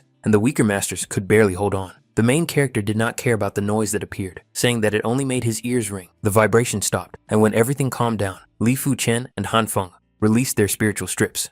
Han Feng asked the sect member if this was the reward he had mentioned, because the master felt that his cultivation had increased significantly. The warrior replied that it was indeed the reward, but only one person could receive it. Everything quieted down, and finally, a path began to appear, marking the way to the second level. The force of gravity increased, and now the weight was many times heavier than before. The main character did not slow down his pace. He rushed forward, leaving Han Feng behind. The masters couldn't believe his speed, and Han Feng couldn't allow trash to surpass his skills. Leaving his allies behind, the avid master also rushed forward, hoping to catch up with Li Fu Chen. Han's older brother could still run so fast, he managed to get close to Li Fu Chen and maintain the lead. Han Feng's allies were not fast enough to catch up, so they began to slow down, discussing Li Fu Chen and his tricks in their final steps. Soon, Han Feng and Li Fu Chen disappeared in a cloud of dust, raised by the speeds the two warriors had developed in the heat of competition. 15 miles had already passed, and Han Feng was sure that he had overtaken the main character and left him behind, but suddenly he saw a shadow. Li Fu Chen was still nearby, and although such running had exhausted the master, Han Feng was still able to maintain his lead. The main character called the self-confident master slow. after which he accelerated significantly. Using his light step ability, Li Fu Chen increased the gap between him and Han Feng even more. The master's face changed. He was extremely angry that he could not defeat Li Fu Chen, but he was sure that this was not the end. On the second level of the secret realm of the Star Path, there was also an illusion of an iron statue, which Li Fu Chen found first. The young man declared that this illusion was very interesting. After it disappeared, a monument with a name appeared in front of him. It listed the rankings of all the best 6- and 5-star bone skeletons. First was the mark left by the Sword Maniac, the Sword Tiger, and the Insensitive Sword. Looking at the leaderboard, the main character noticed that a brush had appeared in front of him. Taking it in his hands, Li Fu Chen left a mark on the board, using golden ink. Han Feng soon reached the table, but the illusion was too strong for him, and it took him half an hour to escape. The master immediately wanted to find Li Fu Chen's mark, and when he found it, the shock overwhelmed the young man. This mark was similar to the potential of a king. The patriarch of the Kangla sect, Ouyang Wentian, told Li Xuetian to immediately stop hunting Li Fu Chen, and he would pretend that nothing had happened. Li Xuetian replied that he had killed his son, Li Wu Xue. Li Fu Chen must pay for his deeds, and Ouyang Wentian had better not stop him. Ouyang asked the patriarch of the Tiansha sect if he had seen Li Fu Chen kill Li Wu Xue. Li Xuetian replied that there was no need to worry. He would not kill the main character right away. After returning Li Fu Chen to the Tiansha sect, he would interrogate him personally. Ouyang declared that Li Fu Chen would be killed if he entered the Tiansha sect. His words were nonsense, and Li Xuetian had to recall the order of hunters. Otherwise, he would make sure that the golden disciples of the Tiansha sect could not leave again. The patriarch asked Ouyang if he really intended to go against him, for he knew what it was like to lose a son. Ouyang Wentian asked why the patriarch had allowed his son to leave if he already knew his fate. Summoning the mighty devil Ashura, Li Xuetian said that many years had passed since their last battle. Now they could see if Ouyang had become stronger. Wentian was calm. Raising only one hand, he summoned thousands of returning swords behind him. Ashura struck, and a multitude of swords flew into his hand, creating such a large sound wave that it lifted everything into the air. The wave hit the sect's walls, turning the training ground into chaos for the disciples due to the collapse of stones.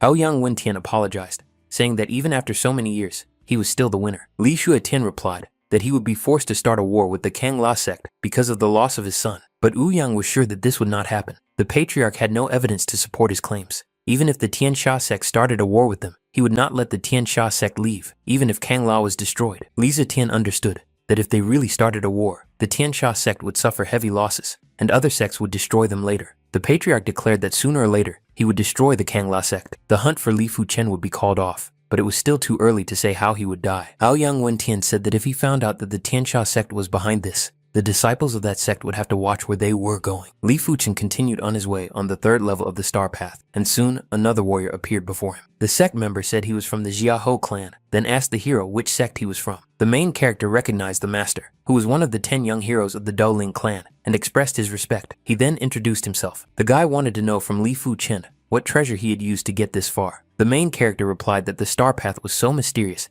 that he had not thought to use treasures to cheat. The master was surprised that Li Fu Chen did not rely on the power of treasures to get here. Suddenly, he launched a vicious attack, but the main character had anticipated this move and easily dodged it. The master said it was just a joke. He just wanted to test his potential. Li Fu Chen shouldn't have been on guard around him. The main character no longer saw the need for this, called the master a loser, and then rushed forward. The warrior knew that Li Fu Chen was only at the 3rd level of earth destruction, but he dodged his attack at full power, even though he was at the 6th level. Li Fu Chen was too fast for him. The master continued walking and noticed lightning in the sky. The one who caused these strange signs of power was too terrifying a master. Han Feng noticed the lightning and fell to his knees, unable to believe that it could have been caused by Li Fu Chen. In the city, Fang Qiansong and Fang Qianyu wanted to know where Li Fu Chen had gone, but they had to hurry to the autumn tea party, which was held once every 10 years.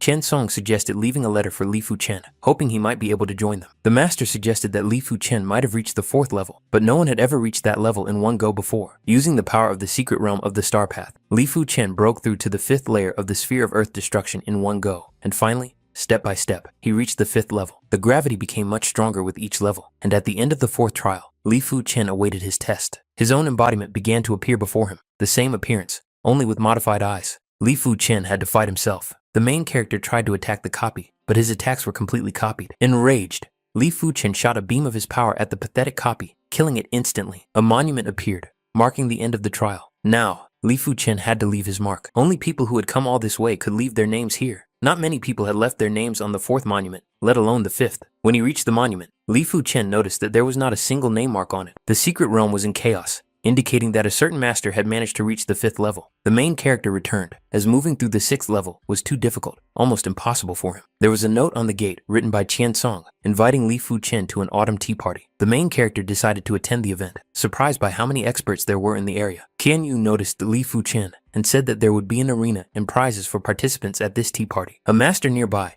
told the main character that the Tian Sha sect had been hunting him, but they had ended the hunt before it even began. But, in addition to this, there were some golden disciples from the Tian Sha sect here, and one of them was ranked 101st on the list of stars, Xiao Mo. The main character noticed that master, realizing that Xiao Mo must be stronger than the insensitive sword, Shui Feng. Xiao Mo also noticed Li Fu Chen, realizing that the information was incorrect. Li Fu Chen was at the 2nd level of earth destruction, but now he was at the 5th. At that moment, there was a duel in the arena. The warrior struck a blow to finish off his enemy, but a flower appeared in place of the sword. It was Qin Keishu. She saved the master, saying that they were no longer connected to each other, and that tea drinking prohibited killing. Qian Yu revealed that Qin Keishu, ranked 88th on the list of stars, was the strongest person at the tea ceremony. Li Fu Chen noticed that the girl was at the intermediate stage of mystical mastery and could unleash all her power. Suddenly, someone shouted the name of the main character. The golden core disciple of the Tiansha sect, Hu Ming, wanted to deal with Li Fu Chen. Cainge told Li Fu Chen to be careful, because this guy was at the 7th layer of earth destruction. The main character took the guy by the shoulder and started walking forward, telling Qian Yu not to worry about him. The duel took place, and very quickly it was coming to an end, with Li Fu Chen dominating the battlefield. Qin Keishu could only marvel at how the main character held back against someone 2 levels above him, and he always attacked his opponent's weak points. Hu Ming said he hadn't used all his strength yet, but in the next moment, he was struck down by another attack. Xiao Mo couldn't stand by and watch his clanmate being beaten so easily, so he decided to join the fight. But Qin Keishu stopped him, saying that they were both on the list of stars, so they shouldn't fight. Xiao Mo said that the main character was lucky this time, but next time, he wouldn't be able to hide behind a woman. Li Fu Chen said mockingly that Xiao Mo should be happy, because he had kept his position on the star list. The warrior told Chen Song and Chen Yu that they shouldn't hang out with Li Fu Chen because he would only bring trouble, but the brother and sister believed in him. Another master rushed into battle. He was not on the star list, but he wanted to shut Li Fu Chen up. The master said that the warrior who entered the fight was the golden core disciple of the Chang Dao sect. The master was surprised when the warrior, on whom he had pinned all his hopes, fell beside him. Next, the best disciple of the sword sect, Yunxi, attacked the main character, but he was also easily defeated. The devilish whip of the demon Tang Shiqi. She is the sworn enemy of Qin Keishu. She was on the list of stars and wanted revenge. Tang Shiqi immediately attacked Qin Keishu, telling the girl that she would not be able to escape the tea party while her whip was there. Taking advantage of the commotion, Xiao Mo decided to attack the main character while Qin Keishu wasn't looking. Li Fu Chen covered his sword with red jade fire and pierced Xiao Mo's palm, but it did not break. The red jade failed to destroy the magical palm, and Li Fu Chen had to dodge it. Xiao Mo suggested that the main character see how many more times he could dodge his attacks.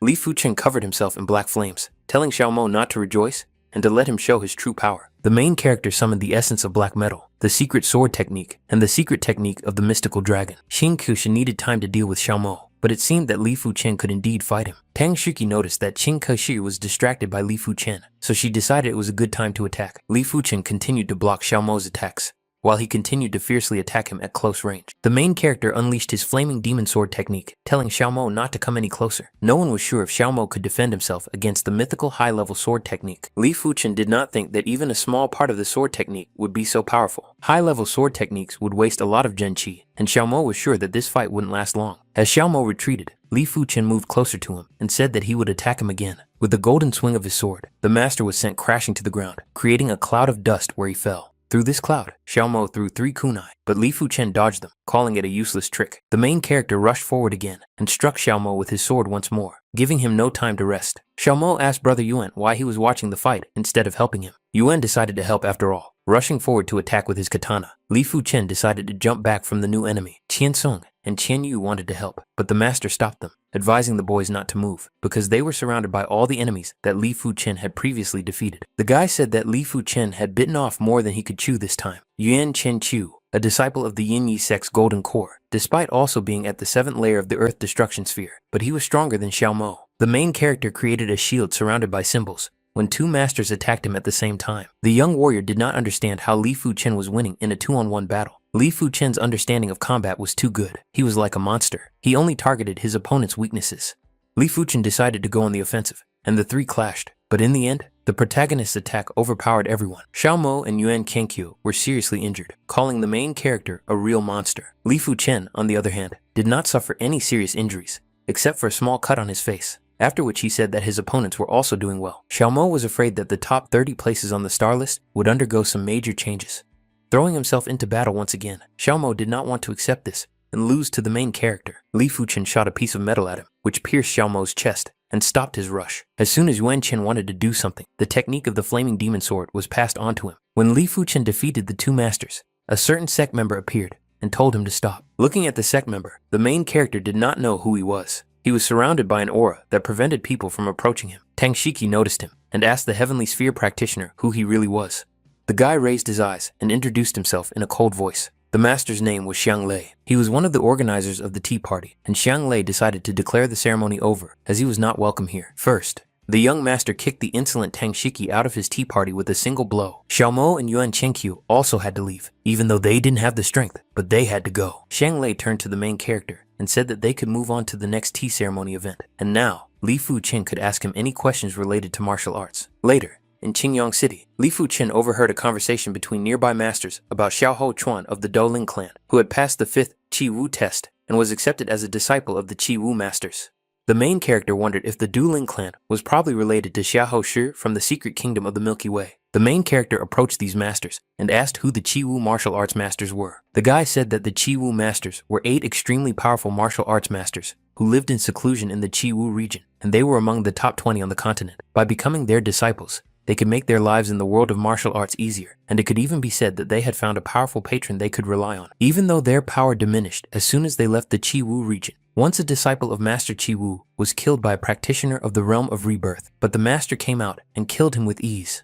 It is said that the Qi Wu realm has a total of 8 gates and 8 tests, and the master will have a chance to become a disciple if he passes at least one gate. No more than 10 people have been able to pass through 5 gates, and only 3 people have passed through 6 gates. The main character decided that this realm was worth a visit, when suddenly someone outside called Chen Yuanhu to battle. The master got up, while Li Fu Chen noticed that this guy was also from the Kangla sect. He was the one who was called the Insensitive Sword, the Tiger Sword, Senior Chen. The guy told He Lianbao that he had already lost to him last year, so why did he show up again, only to suffer another defeat? Soon, the two masters clashed, as He Lianbao had insisted on a duel for a long time. Li Fu Chen watched this duel, noting that they were both at the 9th layer of the Earth Destruction Realm, and their powers were almost equal. He Lianbao summoned the Raging Dragon Slash, and Chen Yuanhu counterattacked with the Elemental Tiger Strike. The collision of such powerful attacks practically created a crater around the battlefield, filling everything with bright light in the process. But in the end, the blows dissipated, revealing that Chen Yuanhu was once again the victor. The main character noticed the senior's deadly move. It could have a huge impact if used unexpectedly. There were still 3 months left before the opening of the Qi Wu realm, and before that, Li Fu Chen had to create his own deadly move. The seniors Xia, Han, and Su met by chance, and Li Fu Chen was also nearby, wondering why he had to encounter them of all people. Senior Su asked the guard what was going on, because the opening of the gate to the Qi Wu region was in 3 days, and the guys were rushing somewhere. The warrior revealed that the Kangla sect and the disciples of the Yunxi sect were holding a sect competition. A disciple of the Kangla sect easily defeated a disciple of the Yunxi sect, thinking that this was the peak of their power. But suddenly, another disciple of the Yunxi sect entered the fight and defeated Kang Lao with a single blow. The Insensitive Sword and Chen Yuanhu arrived at the competition site, and the sword asked Lu Yun why he had only just arrived. The Kang La sect was at a disadvantage, facing the golden disciple of the sword sect, Yunxi, Lu Yun. Apart from the sword maniac, no one could compete with him. The unfeeling sword heard that Lu Yun had made it onto the list of stars and ranked 72nd, so he wanted to take him away. Lu Yun said that the masters were still weak, so he suggested that the tiger sword and the insensitive sword attack together. Chen Yuanhu rushed forward, but was immediately stopped by a small beam that hit him right in the head. While Lu Yun diverted his energy to the tiger sword, the second master decided to attack him from behind. Lu Yun just smiled, waving his blade, and the two masters took the devastating blow. The main character intended to enter the fight, revealing himself, but someone else appeared before him. This new master immediately rushed into the fight, clashing swords with Lu Yun, who found it difficult to block his attacks.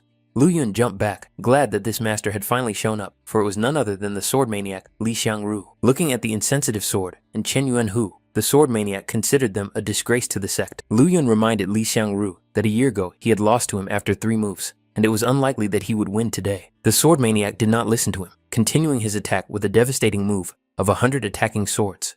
Lu Yun counterattacked with a devastating dog cut move, using his second killing move.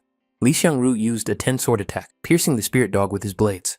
Li Fu Chen believed that their strengths were equal, and they would have to go through several hundred rounds to determine the winner. Another master appeared on the battlefield, a sect member from Tianlong, the sword dragon, Qi Yue, arrived. On the Dongli continent, there are 13 formidable young people, the strongest of their age. They are divided into 6 young masters, 4 fairies, and 3 star kings, Qi Yue being one of them. One of the fairies was Su Mu Yu from Changchun Valley. Her nickname was Fairy Mu Yu. The second fairy familiar to Li Fu Chen was Yan Qing Wu from the Tiansha sect, nicknamed Fairy Qing Wu. The 3 star kings not only possessed their amazing titles, but were also ranked at the top of the list of stars. Su Mu Yu approached the main character and greeted him, immediately revealing his camouflage. The sword maniac and Lu Yun fought for a long time, with more than 1,000 moves used on the battlefield. Soon, Lu Yun's movement slowed down, and the sword maniac took advantage of this opportunity to pierce his shoulder. Tianlong, Gong Sun Yi, who was ranked 48th on the star list, asked Li Xiangru if he could block his sword. The master confidently swung his blade, and Li Xiangru managed to raise his defense and supplement it with 10 spiritual swords. Gong Sun Yi praised him, saying that it was not enough to block the second strike. Sumu Yu added that the Kang La sect looked good because it had Li Fu Chen and the sword maniac. The main character said that the elder Li Xiangru was a legendary figure throughout the sect. The girl's expression changed. She believed that Li Fu Chen had already surpassed the legend. 3 days later, the day finally arrived when the masters gathered in the Qiwu Hall. At the last moment, the main character took off his disguise, revealing that he was Li Fu Chen. The young master bowed and greeted the insensitive sword and Chen Yuan Hu. One of the sect members turned around and ordered his subjects to immediately inform the Tiansha sect of Li Fu Chen's appearance. The spirit appeared at the gate, saying that the secret area of Qi Wu would now be opened. The disciples were allowed to enter and try to pass the test.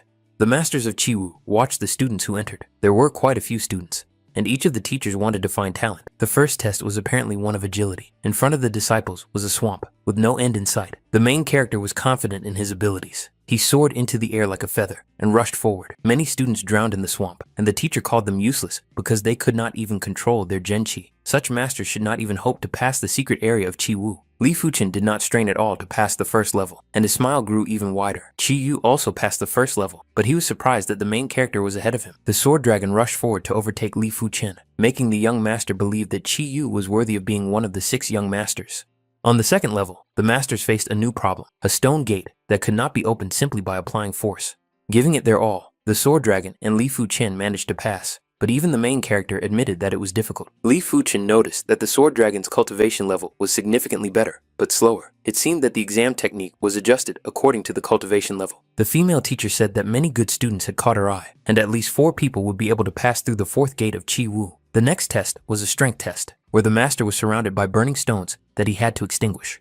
Li Fu Chen shot a small part of his power, but it was not enough to extinguish the fire. To pass the test, the main character took out his sword and summoned a more powerful attack. That wasn't enough either, so Li Fu Chen decided to use the soaring dragon sword style. This attack broke through the wall, revealing a door to the next level, but Li Fu Chen hesitated to go through it. Focusing on his next attack, the main character decided to create a more powerful attack. Li Fu Chen displayed such explosive power that the huge dragon practically destroyed the entire level. One of the teachers couldn't believe such explosive power at the dragon level and wanted to take Li Fu Chen as his student. The blue-haired teacher told Lao Lu that he was only good at strength, and he was afraid that the man would only teach him heavenly cruelty. The second brother thought Li Fu Chen was glorious, and the girl next to him immediately asked if he had an idea. The old man revealed that he believed Li Fu Chen would pass through the 5th gate of Qi Wu, something no master had ever done before. The 4th gate was a test of awareness, and the 5th gate turned out to be a test of understanding. Li Fu Chen demonstrated enormous potential at each level, causing the teachers to watch him even more closely. Lao Liu wanted to exchange his student for the second brother's student. The old man immediately refused, because he couldn't stand Lao Liu's students.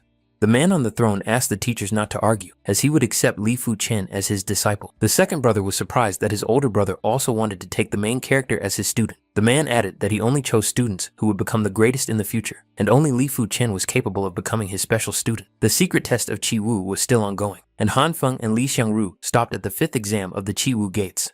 Chu Yu, Sumu Yu, and Xiao Ho Shi passed through the 5th gate to the 6th, considering these levels to be so easy. The 6th gate, an unyielding test of determination, was very quick, and Jiahu Shi and Su Mu Yu were eliminated. Only Li Fu Chen and Qi Yu remained, continuing to fight against the sharp and fierce blades of wind. The main character unleashed his energy and managed to break through to the heavenly sphere cultivation stage right during the test. Qi Yu was struck by the blades of wind, and the master could not believe that Li Fu Chen had surpassed him once again. Outside the sect, Qi Yu was supposed to be the first of the 4 to pass through the 6th gate of Qi Wu. Sumu Yu understood that Qi Yu deserved to be called the son of the dragon sword, for he had reached the 6th gate. Suddenly, the dragon sword realized that Li Fu Chen had not yet returned from the Qi Wu gate. The attack of the blades subsided, and only the main character remained on the test. His body turned to stone. It was a conscious technique. The protagonist managed to concentrate his power and destroy the stone shell. Li Fu Chen had attained the level of martial arts reincarnation, but unfortunately, he still could not cultivate at this time. The protagonist continued to move forward, and before him were the 7th gates, which no one had ever seen from the inside. Li Fu Chen found himself at the heavenly level, surrounded by nothing but an endless golden void. Suddenly, a laser shot towards Li Fu Chen. The guy didn't understand what had happened, but he decided to block it with his hand. The main character was thrown out of the heavenly level by the laser, returning him to the earthly level of the gate.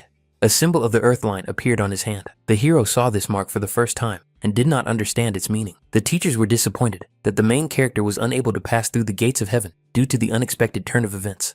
Although he did not pass through those gates, Li Fu Chen was still the first person to pass through the gates of the earth. A golden ray struck from the heavens, and the main character finally returned to the outside world after the trial. Qi Yuo believed that Li Fu Chen was slower than him and ultimately no match for him. Xia Huzi noticed the protagonist, considering him to be the prey he was looking for. Only 6 people were able to qualify to become disciples of the masters of Qi Wu. The 8th elder chose Han Feng, and the 6th elder chose Xia Huxi. The 5th elder, a woman named Qi Mei, chose Li Xiangru. There were still 3 disciples left to choose from. The 3rd elder, a strange high-ranking man, chose Su Mu Yu, leaving 2 disciples.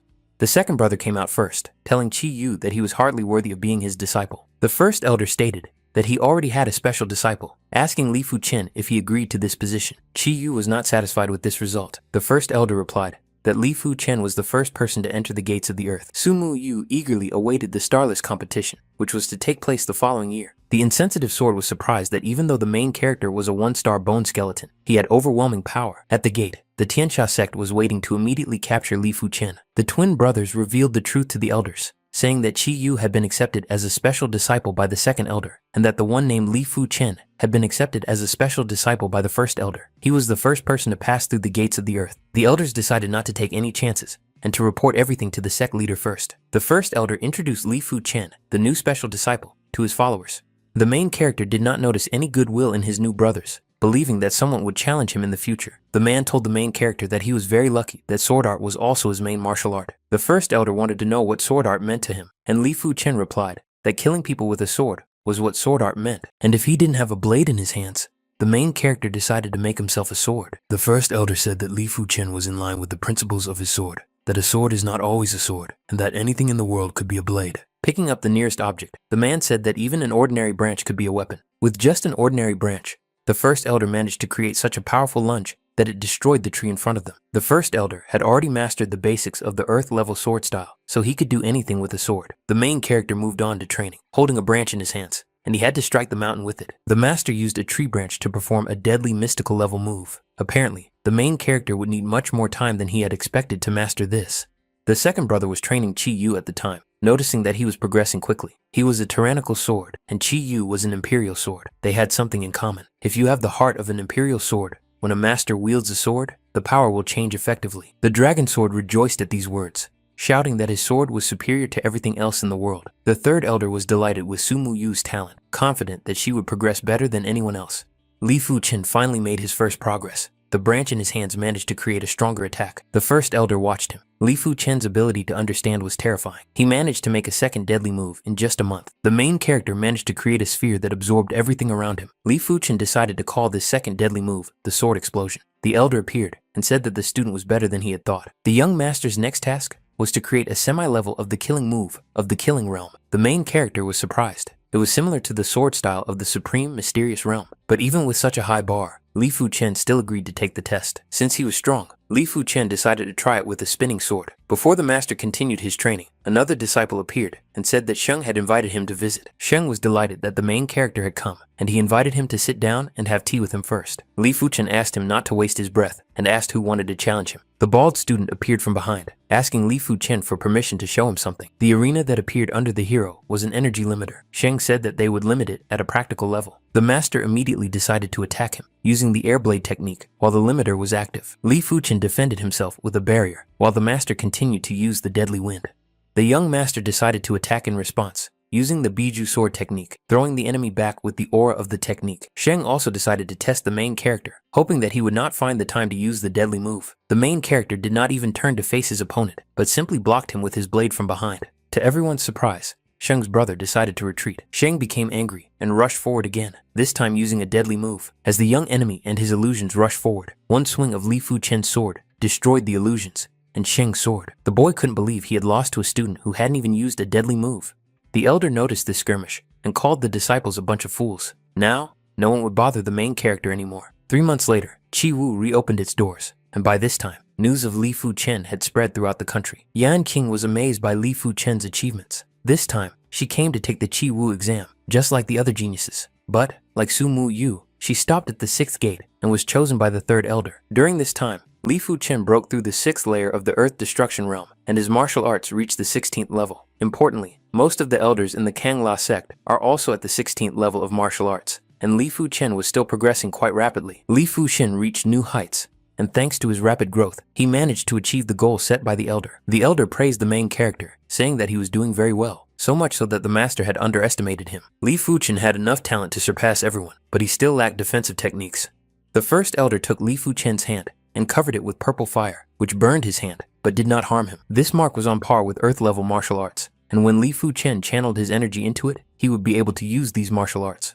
The elder asked him not to worry about it. Although its use was limited, he would be able to use it to protect himself when his teacher was not around. The gates of Qi Wu opened, and the geniuses of the Kangla sect, Li Fu Chen and Li Xiangru, became disciples of the Qi Wu masters and were about to leave. The patriarch noticed his disciples, whom he was so proud of, and they made him smile. Li Xitian appeared there, angrily addressing Li Fu Chen. He covered his hand with flames. The patriarch asked Li Xitian if he really wanted to fight, but their dialogue was interrupted by the spirit of Master Qi Wu, who silenced the man. Li Xitian said that the masters of Qi Wu could only save Li Fu Chen now, but they could not be his guardians forever. Upon returning to the sect, the patriarch said that the 4 masters before him were the most outstanding inner disciples of the Kangla sect. In about a month, there would be a competition to enter the star list, and she still hoped that they would all participate. In addition, the top 2 on the star list would be awarded a star stone. The elder of the Kangla sect told Li Fu Chen that from now on, he was no longer a nameless martial arts master. The girl called the main character a monster. She had only broken through the Earth Destruction Realm, reaching the 2nd layer, while he was already in the 6th. The elder invited Li Fu Chen to join them for dinner, to which he agreed. The elder of the Liao family, Liao Hailong, drank tea and remarked that he had indeed grown old. Hailong asked that an order be issued that from now on, anyone who offended Li Fu Chen would be expelled from the Liao family. Gao's older brother was delighted that Li Fu Chen was now like a celebrity across the entire continent. Thanks to the geniuses, the girl could finally see her true self, so that she and Gao could be together. Guan Xue couldn't believe the rumors and began to cry, hoping that she wouldn't regret breaking off her engagement to Li Fu Chen. At that time, everyone in the Kangla sect was talking about Li Fu Chen, who had finally become successful. That night, Zhao Wujin wanted to bring Zhao Mingyue and Li Fu Chen together, but Li Fu Chen focused his attention on reading about martial arts all night long and didn't have time to worry about his personal life. Thanks to Li Fu Chen's performance, the Li family moved to the Kangla sect and became one of the sect's families. A month later, the events moved to the Kangla sect's arena, where 4 legends of the Kangla sect entered. The patriarch spoke with Zhao Wujin, who revealed that Li Fu Chen had an ordinary 1-star bone skeleton, and that it was a miracle that he was able to achieve such feats. The elder said that his cultivation was a little low, but he hoped that this selective competition would go smoothly. Yue Wentian and Bajian Liu Huhuang were behind Li Fu Chen. The masters did not want to live forever in Li Fu Chen's shadow, setting themselves the goal of entering the top 4. The competition began, and after winning the first round, Li Fu Chen was matched with Yue Wentian in the next match. The main character wanted to know how strong Wentian had become, while the master, in turn, thought he had already caught up with Li Fu Chen. But the outcome of the battle was obvious. The main character delivered dozens of blows in a fraction of a second, defeating Wentian. After Yue Wentian was defeated, Bajian Liu Huhuang was also defeated by Li Fu Chen with a single blow. The main character was unrivaled in the competition, using the high-level Xuan sword technique with such intent that even martial arts masters of the heavenly realm would find it difficult to learn, and also defeating several brothers who were already at the peak of the Earth Destruction Realm, including Jian Hu's brother. He also defeated many senior brothers, including the Tiger Sword. Finally, the Sword Demon, Li Fu Chen, was forced to face the Sword Maniac, Li Xiangru. The Sword Maniac said that no one could make him use his full power, and only Li Fu Chen remained. The main character said that the elder brother Li had overestimated him, asking him for some advice first. Li Xiangru used a new technique that resembled green flashes of lightning. The Patriarch and Zhao Wujin were amazed by the high-level Xuan sword technique. The Sword Maniac is loyal to the sword. He is crazy about the sword. The main character launched a counterattack, and the demonic mask of fire counterattacked, blocking the Maniac's skill. With such strong sword intent, Li Xiangru finally realized why the first master Qiwu chose him as his special disciple. The battle continued, each burst of power creating such a large wave that the spectators could barely see what was happening in the arena. But soon the fight was over, and Li Fu Chen emerged victorious over the legendary sword maniac. The sect members couldn't believe that Brother Li had become the strongest disciple at the age of 20, something that had never happened before. Like the Kangla sect, the other three major sects also decided to select and send their 4 disciples. Yan Qingwu was similar to Li Fu Chen. They became the youngest core disciples of their sects. The main character wondered if he would be able to pass a few more levels on the star path. Li Fu Chen walked along the path, which became so difficult that the main character was drenched in sweat with every step. Reaching the end of the level, the main character couldn't take it anymore and fell on the white pass. Li Fu Chen began to rise. Rays of power covered him, making the young master even stronger. With 64% of the energy of the star path, Li Fu Chen finally managed to break through. Taking a comfortable position on the mountain of the secret kingdom, the main character unleashed his power, making a breakthrough. The man asked Qinwu how her impetuous swallow flight, the 4-star secret technique he had taught her, had gone. The girl told her father that she had already mastered this task. Her father replied that becoming one of the top 36 disciples this time would not be a problem. Sumu Yu also trained in Jiangchun Valley, practicing with huge stones. The girl finally did it. She had already mastered the secret 6-star technique, which the girl had obtained from the tomb, up to the 4th star. All the experts from each sect tried their best to improve. In the end, Li Fu Chen did not reach the secret realm of the star path. He returned to the Kangla sect and began to meditate on the intention of the sword. Also, to meditate on his sword essence technique, he transformed from the black iron sword essence technique to the 5-star secret technique, the bronze sword essence technique. The night before the competition, the disciples stood before the patriarch. The man was delighted that Li Fu Chen had reached the 7th layer of the earth destruction realm, while the others were at the 8th layer. The patriarch held out his hand, asking his disciples to take a gift from him for success in the competition. Li Fu Chen was surprised that he had received a high-level Xuan sword, a very expensive artifact. The patriarch told his disciples that they should prepare for a trip in the near future, after which he asked Li Fu Chen to come to him. He asked about the 4-star secret technique of pure Yangqi that he had given him after the qualifying competition. The main character revealed his progress, saying that he had already mastered the technique he had received from the patriarch. The man immediately wanted to see it, which Li Fu Chen did, surprising the patriarch so much that he was speechless.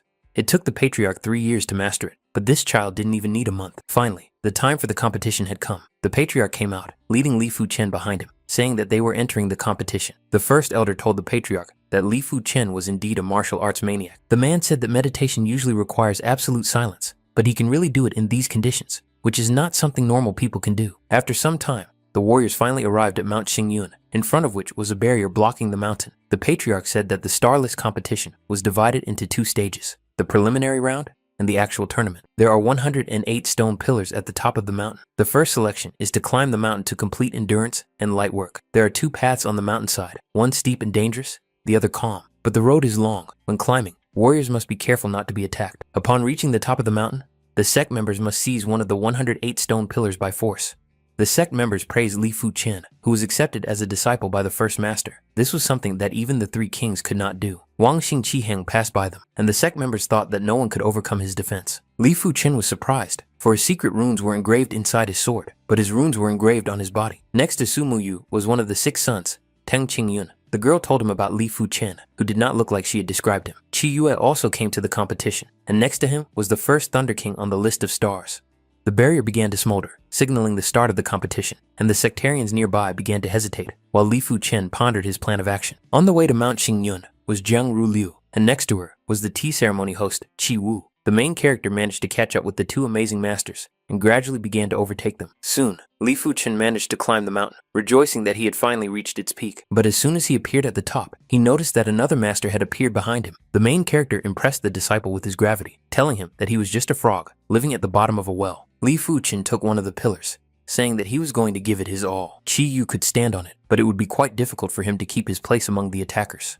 In such a short period of time, almost all of the 108 pillars were already occupied. Li Xiangru competed for a stone pillar, but Chen Yuanhu and Shui Feng couldn't even get close to him. After defeating the insensitive sword, many masters tried to take the pillar from the same warrior, but all attempts were in vain. This master was recognized as the 44th on the list of stars, Wang Xin, whose title fully justified his strength. Another sect member appeared behind the 2 masters, defeating Du Lin Shi and Ji Xiao with a single swing. The elder noticed that Li Fu Chen and Lu Xiangru were holding on to the stone heavenly pillar. The patriarch added that Chen Yuanhu and Shui Feng were still inferior in strength, and whether they could rise or not depended on their luck. Soon after, the situation began to heat up, and Li Fu Chen became the target of a dozen masters. The main character enveloped himself in a shield of blade swings, easily defending himself from the sectarian's attack. Ranked 48th on the list of stars with incredible defense, the warrior decided to attack Li Fu Chen. Many were sure that the main character would not be able to defeat him, but a single shot pierced his body. The battle for the stone pillars became increasingly fierce. Yan Guanwu and Sumu Yu also had rivals, but they repelled them all. Li Sengru was in a difficult position, but he regained his pillar and continued to hold his own. Li Fu Chen's stone pillar was deserted, but no one dared to challenge him. Finally, the battles for the pillars ended, as the masters who were able to hold them waited for their well-deserved rewards. But the golden shields quickly lowered, causing Li Fu Chen to wonder what was going on. In fact, those who were able to hold their pillars had to fight each other. The power of the loser would be given to the winner of the duel, moving him even higher up the pillar. The game was in full swing, and Li Xiangru was not fighting an easy opponent. After several hundred moves, Li Xiangru emerged victorious. Yan Qingwu fought an opponent who held up a barrier, claiming that the girl could not hurt him. But her soul spirit technique, the impetuous flight of a swallow, managed to reach her opponent, knocking him off his feet. The master was frightened and said that Yan Qingwu was faster than him, and she was able to break his defense, so he admitted defeat. Shi Yu stepped into the arena, telling his opponent that he would give him one last chance to escape. But the dragon swords did not listen, and the result of the duel was justified. Qi Yue won. The next battle was a duel between Xiaohu Hai, ranked 39th on the star list, and the sword demon, Li Fu Chen. When Xiaohu Hai tried to attack the main character, his attack was shattered by the sword demon's golden barrier. Li Fu Chen counterattacked with a burgundy snake, piercing Xiaohu Hai's chest and determining the winner with just one strike. The competition continued with 6 princes, 4 fairies, and 3 stars, who showed their incredible strength with a series of victories. Li Fu Chen's next fight was a duel with Yan Qingwu, who promised to kill him during their second encounter. But the young master's power had already reached incredible heights, and Yan Qingwu was nowhere near as strong. The patriarch of the Tiansha sect gritted his teeth, overflowing with anger, for Li Fu Chen constantly ruined his plans. The elder believed that a minor success or defeat like this did not mean that the next time would be Qin Wu's turn. After defeating Yan Qingwu, Li Fu Chen fought more bravely and won the next 14 competitions. In addition, more than 20 people maintained their winning streak. In the 799th contest, Li Fu Chen came face to face with Yahoo Shi. The young man rushed forward, saying that once you get the prize, it's yours forever. He covered his hand with the Zhuan level striking technique, the Dragon Strike. The main character used the secret technique of pure Yang Qi and instantly cut Xiahou Shi's body in two. Sumu Yu did not understand how it was possible that Li Fu Chen and his sword had defeated Xiao Hoshi. The girl thought that the main character had obtained this technique from an ancient tomb, but that could not be true, as it should have been stronger. As the competition became more intense, Li Fu Chen won 20 consecutive matches. Sumu Yu quickly became a member of Mu Rongdi, one of the 6 sons. As the subsequent fights progressed, Li Fu Chen's spirit turned into a yellow snake instead of a red one. Sumu Yu fought the master and blocked his attacks with her fan, surprising the sect members with her speed. Although the girl lost, she still had a chance to enter the top 20 students. The 1,400th match was between Li Fu Chen and Chen Feng. Chen Feng had ranked 17th last year, and this opponent could indeed defeat the main character. Chen Feng covered his blade with burgundy fire, shooting forward with a wave of his spiritual power. The main character used the way of the sword. His blade increased in size and absorbed Chen Feng's attack in its path. Once again, Li Fu Chen won with a single move, adding to his series of victories. Xia Hao Chan delivered only one blow to defeat Chen Feng. He used only one blow, even though Li Fu Chen had to use the art of the sword. The competition was still ongoing, with Xia Ho Chuan's fighting spirit battling Luo Fei Yun's flying sword, but losing due to the gap in speed. Soon, it was the protagonist's turn again. In his upcoming duel, he would finally meet the heavenly star, Mu Rongdi. Mu Rongdi declared that defeating 30 people was not difficult at all, but his winning streak was coming to an end. He did not want to use his full strength, so he suggested that Li Fu Chen surrender. Mu Rongdi did not want to be underestimated, so he decided to use a 4-star secret technique to show the power of one of the 6 princes. The secret technique clashed with Li Fu Chen, who tried to defend himself with red jade. Mu Rongdi had to jump back, realizing that Li Fu Chen had mastered the art of the Xuan sword. Sumu Yu also noticed this and could hardly believe it. Li Fu Chen had become much stronger since their last meeting. Mu Rong thought that Li Fu Chen had no more new techniques, but when he saw the fiery dragon, the master had no choice but to put all his strength into the barrier. But even the barrier couldn't help Mu Rongdi, and the dragon was about to eat him, forcing him to lose. Mu Rongdi did not want to accept his defeat, so he unleashed 4 secret blood sunsets. But since the master had no strength left, Li Fu Chen immediately attacked again and defeated Mu Rongdi. Li Fu Chen became unstoppable, reaching 39 victories. Li Fu Chen now fought against Xiahou Chuan. Xiahou Chuan used a minimal number of movements to defeat others, just like Li Fu Chen, who held back. The main character easily destroyed Xiahou Chuan's technique, managing to find his weakness in a split second. Li Fu Chen's style was too elusive. Even Xiahou Chuan couldn't withstand the onslaught of his attacks. The elder and patriarch were surprised that Li Fu Chen had truly perfected the ancestral martial art. Sword techniques, instincts, footwork, key enhancement methods, secret techniques, and even body purification methods. All of these are powerful techniques. Li Fu Chen has no weaknesses. He is a monster. Li Fu Chen won 45 games in a row, and in his battle with Li Yun Hee, he managed to dodge all of his flying swords. No one could compete with Li Fu Chen's winning streak, no matter what status or rank the enemy had. Li Fu Chen's next enemy covered the arena with ice. She had the 7th layer of the heavenly sphere, as expected of the Snow Wind Fairy Xu Lin. The Snow Wind Fairy entered the arena, saying that Li Fu Chen would not be able to run away. The snow palm of the wind and the blazing flames of the main character collided, covering the arena with 2 elements. Xu Lin jumped back, unable to believe that Li Fu Chen was on the same level as her. Creating an icy veil, Xu Lin rushed forward, thanks to the Snow Killer's trick. The protagonist counterattacked with a fiery dragon, and the audience marveled at the dazzling brilliance of the ice and the size of the dragon. The second clash covered the arena with a thick wave of smoke, causing the audience to ask each other who had won. Xu Lin rushed forward, telling Li Fu Chen to try to defeat her. Now her aura seemed different. Xu Lin broke through, which helped the girl get above Li Fu Chen and throw him back. The patriarch of the Snow Wind sect rejoiced. Xu Lin was half a step away from breaking through to the heavenly realm. Li Fu Chen would be defeated. Patriarch Kang La was disappointed, for Li Fu Chen's flame technique had even helped the Snow Wind Fairy break through her cultivation layer. Xu Lin adapted to the protagonist's techniques, turning the Snow Wind Dragon into ice. Li Fu Chen only noticed the dragon, and he immediately hit it, freezing the young master. But Xu Ling's belief in her victory faded as soon as the protagonist burned all the ice around him. The patriarch noticed that Li Fu Chen was indeed half a step away from breaking through to the 7th layer of the Earth Destruction realm. The Ice Queen and her elegant dragons clashed with Li Fu Chen's majestic fire dragons. During the Battle of the Dragons, the main character disappeared in the fog of war, reappearing behind Xu Lin. With happiness on his face, Li Fu Chen struck the Ice Empress, winning another duel. After Xu Lin was defeated by Li Fu Chen, she faced Teng Qingyun, the leader of the 6 young masters, and was defeated by the other side, using top-level martial arts.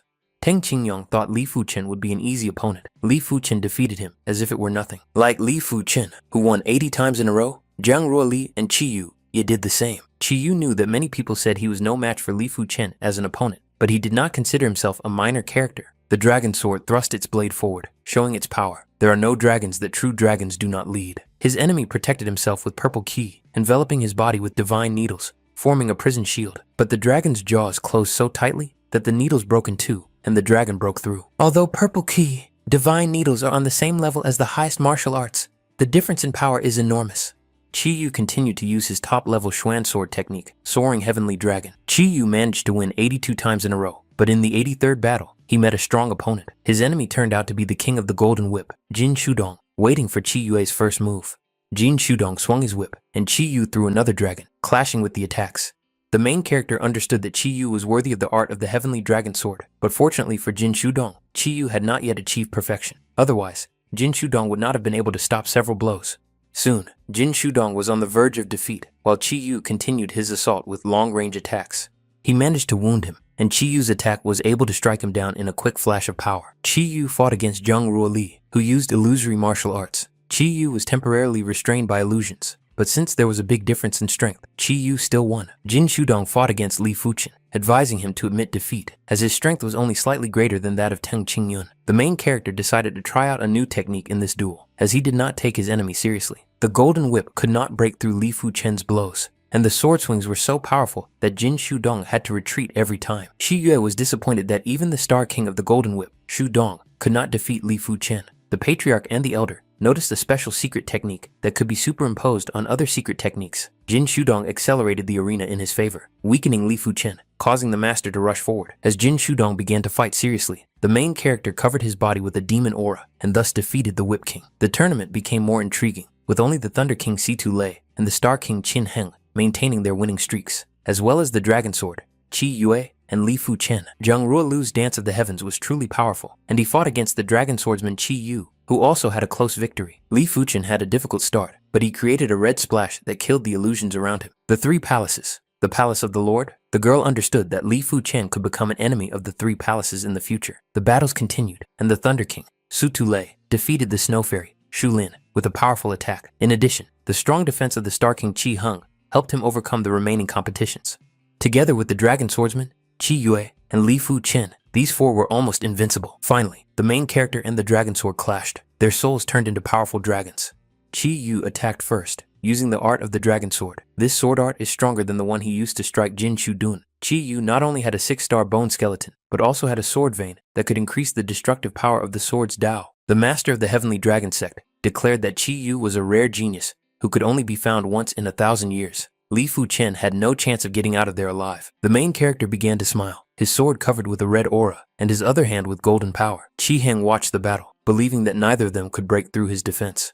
Li Fu Chen was the first to push Qi Yu to his limit, forcing him to use the great dragon Ao Lin. The main character hoped that his enemy could put in more effort, easily repelling his attacks. Qi Yu's sword needed a lot of time to recover. Now that he had used 30% of the sword vein's power, Qi Yu would not be able to hold out against him for long. The answer was not long in coming. Li Fu Chen grinned and cut through his body with a lunge. To redeem his loss, Qi Yu intended to defeat Qi Heng, but the Master of Armor was confident in his victory. Qi Heng swung his sword and sent a wave of his power across the arena, but Qi Yu dodged and rushed forward. Finding himself behind the slow-moving Qi Heng, the dragon sword managed to strike him, but the Master's armor was amazing. Qi Yu's attack was useless. Qi Heng counterattacked, and the Dragon Master dodged again. Qi Heng attacked again, knocking away the Dragon Blade with a long-range sword attack. Qi Heng used his ultimate technique, merging with his sword to increase his power. The Dragon Blade's lightning-fast thrust instantly cut through Qi Heng's weapon and his body. Qi Yu believed that if he had known that Li Fu Chen would defeat him, he would have used the fusion earlier. At this point in the tournament, the battle for the top 3 places was mainly between Qi Yu and Qi Heng, Situ Lei, and Li Fu Chen. The main character found himself in a duel again, fighting against Qi Heng without fighting him seriously. Qi Heng was surprised that Li Fu Chen still had other tricks up his sleeve, but this time, the power of the attack was stronger than when he fought Qi Yu Ye. The protagonist allowed himself to yawn during the fight, asking Qi Heng if he really hoped to defeat him with such cheap tricks. Qi Heng believed that Li Fu Chen had weakened his defense and immediately struck, but it was an illusion. The main character attacked from behind, just as Qi Heng realized he had struck an illusion. Qi Heng had reliable defense, but he was still defeated by the strongest man on the star list, Situ Lei. Qi Yu used his heavenly sword technique, but because he used all his sword vein power, he lost to Situ Lei. The decisive battle between Situ Lei and Li Fu Chen will determine the first and second positions. Qi Yu took 3rd place, Qi Heng took 4th, Ruo Jiangli took 5th, and Jin Shudong took 6th. Teng Qingyan took 7th place, Xulin took 8th, Sumu Yu took 15th, and Yan Qing took the lowest rank. Situ Lei, the Thunder King, fought the main character, telling Li Fu Chen to start the duel. A heavenly discharge and the shadow of a deadly flame. 2 great heavenly demons collided. A dozen thundershots filled the arena, and Li Fu Chen acknowledged that he was worthy of being the #1 martial arts expert of the Thunder Sect. The Thunder Demon attacked. Li Fu Chen used the 5-star technique of the Bronze Sword Essence and stopped the attack. The power of the protagonist's blade increased, and the Thunder King did not understand how many more trump cards Li Fu Chen had. The Heavenly Lightning Strike that splits the world, was used by Situ Lei in a new attack. The main character responded with the art of the dragon sword of the wand level, along with the aura of the sword. The lightning touched the dragon, and with each passing second, the lightning became weaker as the dragon absorbed it. In the next moment, the burgundy dragon completely destroyed the lightning and defeated the king of electricity. The masters were proud of Li Fu Chen. He was worthy of being the disciple of the first martial arts master Qi Wu. He even inherited his secret technique. The main character managed to defeat everyone in his path and took 1st place in the competition. Li Fu Chen said that if anyone wanted another fight with him, he would accept it at any time. The top 6 on the star list received the Qi of the Heavenly Sphere. Li Fu Chen noticed a powerful force raging within his body. Situ Lei watched Li Fu Chen and noticed that his true dragon seemed different. Inside the Star Mountain, the statue noticed that Li Fu Chen had the perfect form of the true dragon seal, which had finally appeared. The Snow Master congratulated Patriarch Wu Yang, saying that the Kangla sect had produced a great disciple. Situ Lei cultivated thanks to the new energy, which allowed him to make a breakthrough. The Patriarch noted that his growth was too frightening, breaking through various realms so easily. The main character said that with such pressure, he would soon be able to break through to the heavenly realm. After returning to the Kangla sect, Li Fu Chen was rewarded with 5-star level beast skin armor. He was also allowed to enter the sword monument without any restrictions. Wu Yan promised Li Fu Chen a reward when he reached the heavenly realm. In addition, Li Fu Chen began practicing the Xuan level technique, the burning heavenly sword. The original high-level sword technique was very difficult to cultivate, but the main character still progressed rapidly. He discovered that his own soul, blue from the golden talisman, increased his insight. Li Fu Chen cultivated. He was covered in sweat, but fortunately, he had the fiery ice flower with him. The 18th layer of the burning heavens was truly powerful. Perhaps it was time to go to the secret realm of Qi Wu and meet the master. Li Fu Chen was curious how fast he was compared to the giant bird. After applying his skills, it turned out that Li Fu Chen was even faster than the guiding beast. In the secret realm of Qi Wu, the first elder said that he was proud of the protagonist's progress. He also added that in a month, his master and others would leave the secret realm of Qi Wu, as well as the eastern continent of Lin. Unfortunately, due to the rules of the secret kingdom of Qi Wu, he could not give him material things, nor could he directly pass on martial arts or secret techniques to him. The protagonist said that the engraved earth-level combat mark on his palm already contained the mark of the air. Every time he lit the mark, a sense of true meaning would appear. As long as he had enough understanding, it was not impossible to understand Earth-level martial arts. Since Li Fu Chen was here, the elder couldn't let him leave empty-handed, so he decided to give him a gift. The first elder used some of his power to cover the protagonist's body with amazing strength. The teacher revealed that this was Wen's method, which allowed him to dramatically increase his strength, increasing his survivability several times over. A month later, the disciples had to leave the secret realm of Qi Wu, and it seemed that the realm would be closed for a long time. The main character suddenly heard the voice of his soul, telling Li Fu Chen that he should be careful. Now that the secret realm of Qi Wu has left this place, chaos will descend upon the eastern continent of Lin. Patriarch Tianxia laughed and told the elders that the Qi Wu sects had left, and now they would not be able to protect Li Fu Chen. Wu Yang said that the situation did not look good. The man was worried that the Tianxia sect would take advantage of the situation and attack him. The main character understood that he was still too weak. He was sure that in 10 years, he would have enough strength to protect himself. A few days later, the two patriarchs and their guards stood facing each other, waiting for the first words to be spoken. Patriarch Tianxia told Wu Wentian that Li Fu Chen had killed his son, so it was worth handing him over to Tianxia. Wu Wentian told Li Guitai that he had no evidence to accuse him, so Li Fu Chen would not be handed over. The patriarch said he had been polite, but Wu Wentian had refused, so he would resort to force. The fourth layer of the heavenly sphere, the first elder of the Tianxia sect, Li Fei He, told the old man Wu Yang that 10 years ago, he was not strong enough to even be his opponent, but today, he would learn his lesson. The third layer of the heavenly sphere, the first elder of the Kangla sect, Wu Yang Tai, was about to fight him. The sky became brighter than ever, and the elders of the Kangla and Tianxia sects entered the battle, painting everything in a different color. Wu Yang Tai used a secret sword technique, 10,000 swords aimed at the enemy. The elder tried to defend himself, using the fist of the heavenly devil, covering himself with the aura of a demon. The younger brother stepped in to help Wu Yang Tai, and they unleashed twice as many swords on the enemy. Li Zhaotian summoned his demon and destroyed 10,000 swords, saying that trying to unite against him was a disgrace. The patriarch noticed how Li Zhaotian activated his power, so Wu Wentian did the same. Li Zhaotian had to withdraw his power, saying that he would renounce his words for the time being. After that, the patriarch turned around and began to leave, ordering the elders to follow him. In the city of Tishan, a ritual was taking place, with masked people holding sectarians on their knees, raising swords above their necks.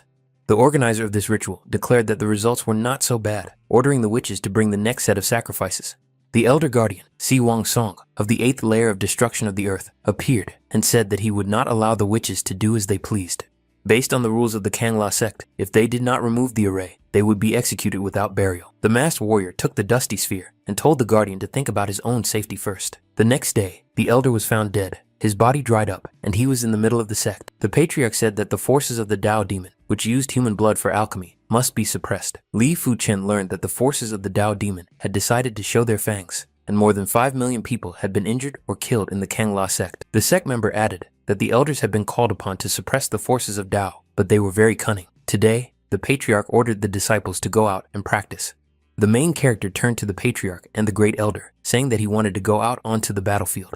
The elder said that Li Fu Chen should not worry about it. He should cultivate in peace and try to reach the heavenly realm. Li Fu Chen believed that cultivation was important for everyone, but seeing the forces of the Tao demon raging around him was contrary to his principles. The patriarch replied that if that was the case, Elder Qin Ming and Shu Chang, who were in the heavenly realm, would go with him. Once in the Cloud City, Elder Qin gave Li Fu Chen a small bag. While they were chatting, the protagonist sensed some movement nearby. The elder realized that they were masters of the Tao demon martial arts, but Li Fu Chen suggested observing them first. Shu Chang said that he would deliver this message to the guardian elder Mao by breaking a stone in his hands.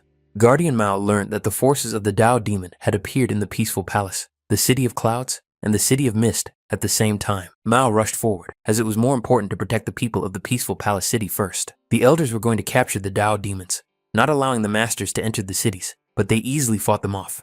Li Fu Chen was horrified. Among the demons were 2 masters at the peak of the heavenly sphere. More sectarians headed to defend the city entrance, and the demon told Jin Zhu to block them. Jin to rush forward, swung his sword, and immediately disarmed the sect members in front of him. The elders Qin and Shu were on the guiding bird with Li Fu Chen. The main character suggested descending to attack. The bird swooped down as it descended. Li Fu Chen struck the demon, and then the bird soared into the air again. The elders jumped off the bird and delivered a joint blow that killed the already wounded demon. The second Tao demon rushed to defend his ally, but Elder Qin blocked the attack. Li Fu Chen, meanwhile, directed the bird to attack, charging his sword with power for a long-range explosion. The bird rammed its opponent with its beak, forcing it to expend energy on defense. Li Fu Chen's sword reached the required power, shooting at the sect member with a burst of golden power. This attack was not enough to kill the demon, who said that death meant nothing to him. Li Fu Chen decided to attack him again, lunging forward and cutting off the enemy's head with a deft swing. Kang La's sect members noticed Li Fu Chen, saying that they could not lose this battle with him. On his way, the main character killed another Dao demon with burning heavens that extinguished the earth. The elders Qin and Shu fought the demons, protecting the disciples, when suddenly the martial arts master of the heavenly sphere rushed towards Li Fu Chen. As soon as Qin and Shu decided to help the main character, the Dao demon needed only one blow to knock them back. The demon of the heavenly sphere jumped into the air, releasing a wave of his power, aimed at Li Fu Chen. The main character counterattacked the Dao demon with the heavenly flaming sword technique, breaking the cut. The heavenly sphere practitioner noticed that Li Fu Chen had reached the peak of the fourth layer of the heavenly sphere, but he still couldn't escape from the soul cutter. The main character defeated the Dao demon. 60% of the energy of the bronze sword combined with the pure yang element has the same power as the secret 6-star techniques. Li Fu Chen returned, and Elder Qin hoped that he had rescue items from the Qi Wu sect. The Dao demon noticed how the elders lowered their guard, saying that they couldn't just chat. 3 more demons surrounded the main character, but Li Fu Chen was not worried, smashing the demon's face with his knee. One of the Dao masters took off his mask and shouted, causing a spear of divine blood to appear. The main character thought this was bad. He couldn't use his bronze sword carelessly against such experienced masters. Li Fu Chen decided to use the earth-level battle mark given to him by his master of the Qi Wu sect. The Taoist master declared that their plan for destruction had failed only because of Li Fu Chen, who was in the sphere of earth destruction. The main character asked the elders to focus on the battle with the masks, while he would deal with the rest. The demon added that the earth-level battle mark on Li Fu Chen was very strong, but he would not be able to use it for too long. It was worth waiting for this enhancement to wear off and killing him in one fell swoop. Li Fu Chen caught the demons off guard, as he had no intention of running away. On the contrary, the master went straight into battle. With one sword strike, 2 masters were killed, revealing the main character's power even more. In the hands of one of the corpses, Li Fu Chen noticed a small bag that immediately caught his interest. Opening the bag, the main character's mouth fell open in surprise, for inside was a spirit stone.